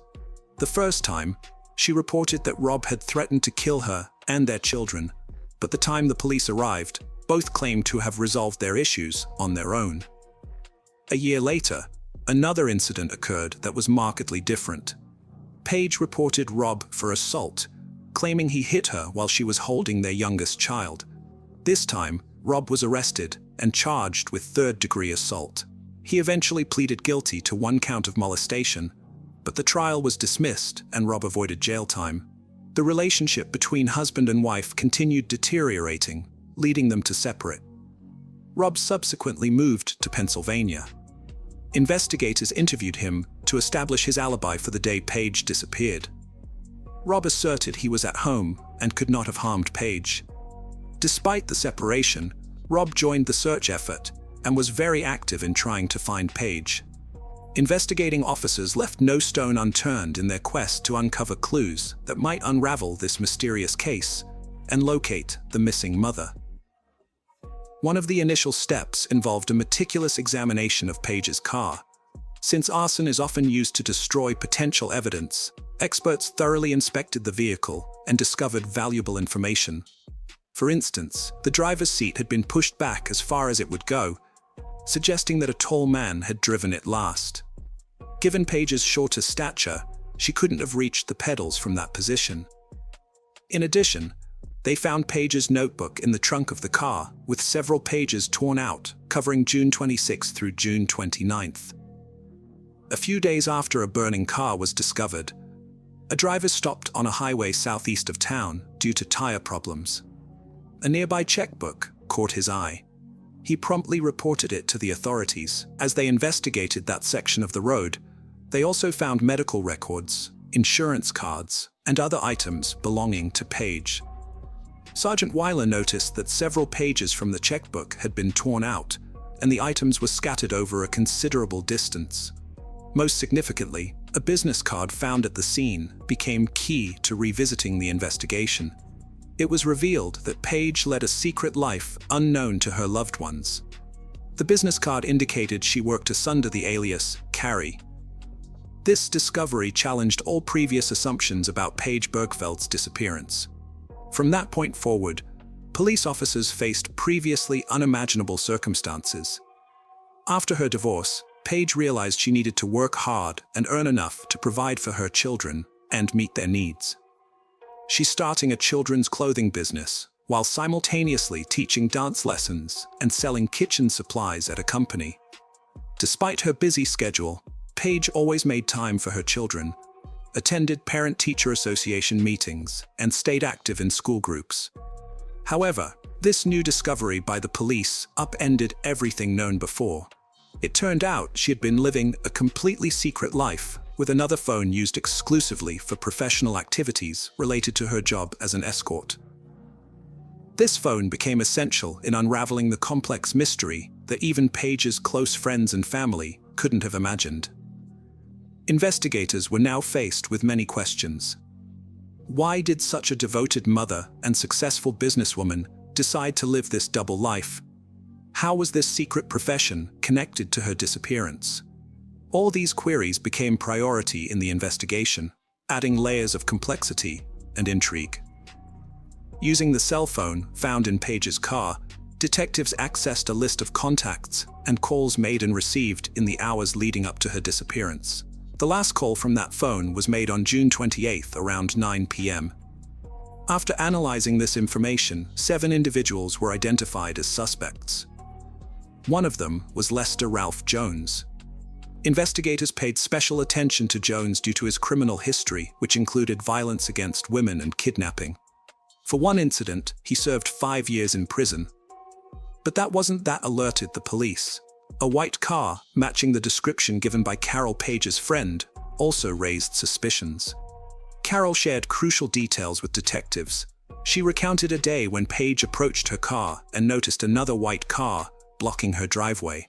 Annoyed, she got behind the wheel to maneuver out, but ended up colliding with the other vehicle. The unknown driver immediately fled the scene. With this information, investigators speculated that Lester might have been obsessed with Paige and possibly following her. Further digging revealed that Lester Jones had tried to schedule an appointment with Paige the day before she disappeared. When questioned, Lester denied knowing anything about Paige's disappearance and provided fingerprints and DNA samples. However, many suspicious items were found in his home: a disposable cell phone, men's wigs, a sheet with an escort services phone number, and women's lingerie in various sizes. Particular attention was given to the disposable cell phone found at Lester's residence. Analysis of call records from Paige's cell phone indicated that on the day she went missing, someone tried contacting her multiple times from an unregistered number. When questioned further, Lester claimed he didn't own a second cell phone, indicating he lied to police. Police determined that the phone had been purchased at a supermarket on North Avenue. Store video footage confirmed Lester was indeed the purchaser of that disposable cell phone. When he was shown the video footage, he refused to acknowledge that was him. As a result of all this, Lester Jones became the prime suspect in Paige's disappearance. With no concrete evidence pointing to his guilt, the police to follow him and attempted to find Paige's body in order to have enough evidence to press charges. The case was put on hold for several years. Meanwhile, the young woman's family and loved ones were at a loss for grief. No one knew what had happened to the young mother, and the search seemed hopeless. As time went on, the hope that Paige would be found alive was dwindling. That all changed in 2012 when a hiker accidentally stumbled upon human remains in a ravine among rocks and bushes in Delta County. The find was discovered very close to the road, where Paige's personal belongings had been found 5 years earlier. Experts who arrived on the scene were almost certain that it was the body of the young mother. The experts ran a DNA test, and the results confirmed that it was Paige. She was found, but it was a grisly end to her story. The exact cause of death could not be determined due to the condition of the body. However, it was found that Paige had been struck many times as several of her bones were broken, particularly the bones in her face. As a result, it was determined that she died from injuries sustained during the beating. This information added to the horrific drama of the story. Paige's body was underground, and due to years of soil erosion, ended up on the surface. This may explain why she was not discovered earlier. Lester Ralph Jones's case came to a halt for several years after Paige's remains were discovered. In November 2014, he was charged with kidnapping, first-degree murder, and second-degree murder. However, the trial didn't begin until July 2016 and lasted 22 days. Prosecutors argued that Lester, who already had a history of violence against women, was frustrated at not being able to see Paige after trying to get an appointment with her. The main witness for the prosecution was Lester's ex-wife Lisa. She recounted how he kidnapped and threatened to kill her at gunpoint in the late 1990s. Lisa Lester found it difficult to come to terms with her decision to end the relationship on multiple occasions. Once, he attacked the couple, gun in hand. Tragically, Lisa's partner was shot in the head. A month later, Lester threatened her again, telling her she might end up at the bottom of a lake. Fortunately, Lisa managed to escape and contacted the police. This led to Lester's arrest on charges of kidnapping and assault. Lester's defense attorneys contended that the police had detained an innocent man. They suggested that other clients of Paige could have had motives for the crime. However, they did not present convincing evidence linking others to the murder. Lester's current spouse also testified before the jury. Despite knowing he used an escort service, she did not abandon him because of her faith. Nonetheless, she didn't provide him an alibi, and even identified him from a surveillance video at a supermarket where he bought a disposable phone on September 9, 2016. The jury couldn't reach a unanimous verdict in the first trial, leading it to be declared a mistrial. However, the district attorney was firm in believing Lester's guilt and didn't give up. Over several days, he diligently re-examined all evidence. On November 21, 2016, after thoroughly reviewing all of it, the jury reached a verdict. Lester was found guilty of all charges related to Paige's death. The judge sentenced him to life in prison without parole. Although the defense appealed this sentence, an appeals court panel upheld it in June 2022 and confirmed Lester's guilt. Paige's final farewell took place on April 28, 2012. Her obituary described her as a beautiful and radiant woman whose smile could be compared to the sun. Her tragic loss deeply affected her family and friends. Her 3 children were orphaned and lost their main support and encouragement. Paige's case drew public attention and lasted many years. Nevertheless, law enforcement and relatives persevered tirelessly until justice was finally served. Lester Ralph Jones was found guilty and sentenced to life in prison without parole. Now he won't be able to harm anyone else. Paige's story underscores why it's vital to fight for justice, regardless of how long it takes or how much effort is required. Her memory will forever linger in the hearts of those who knew and loved her.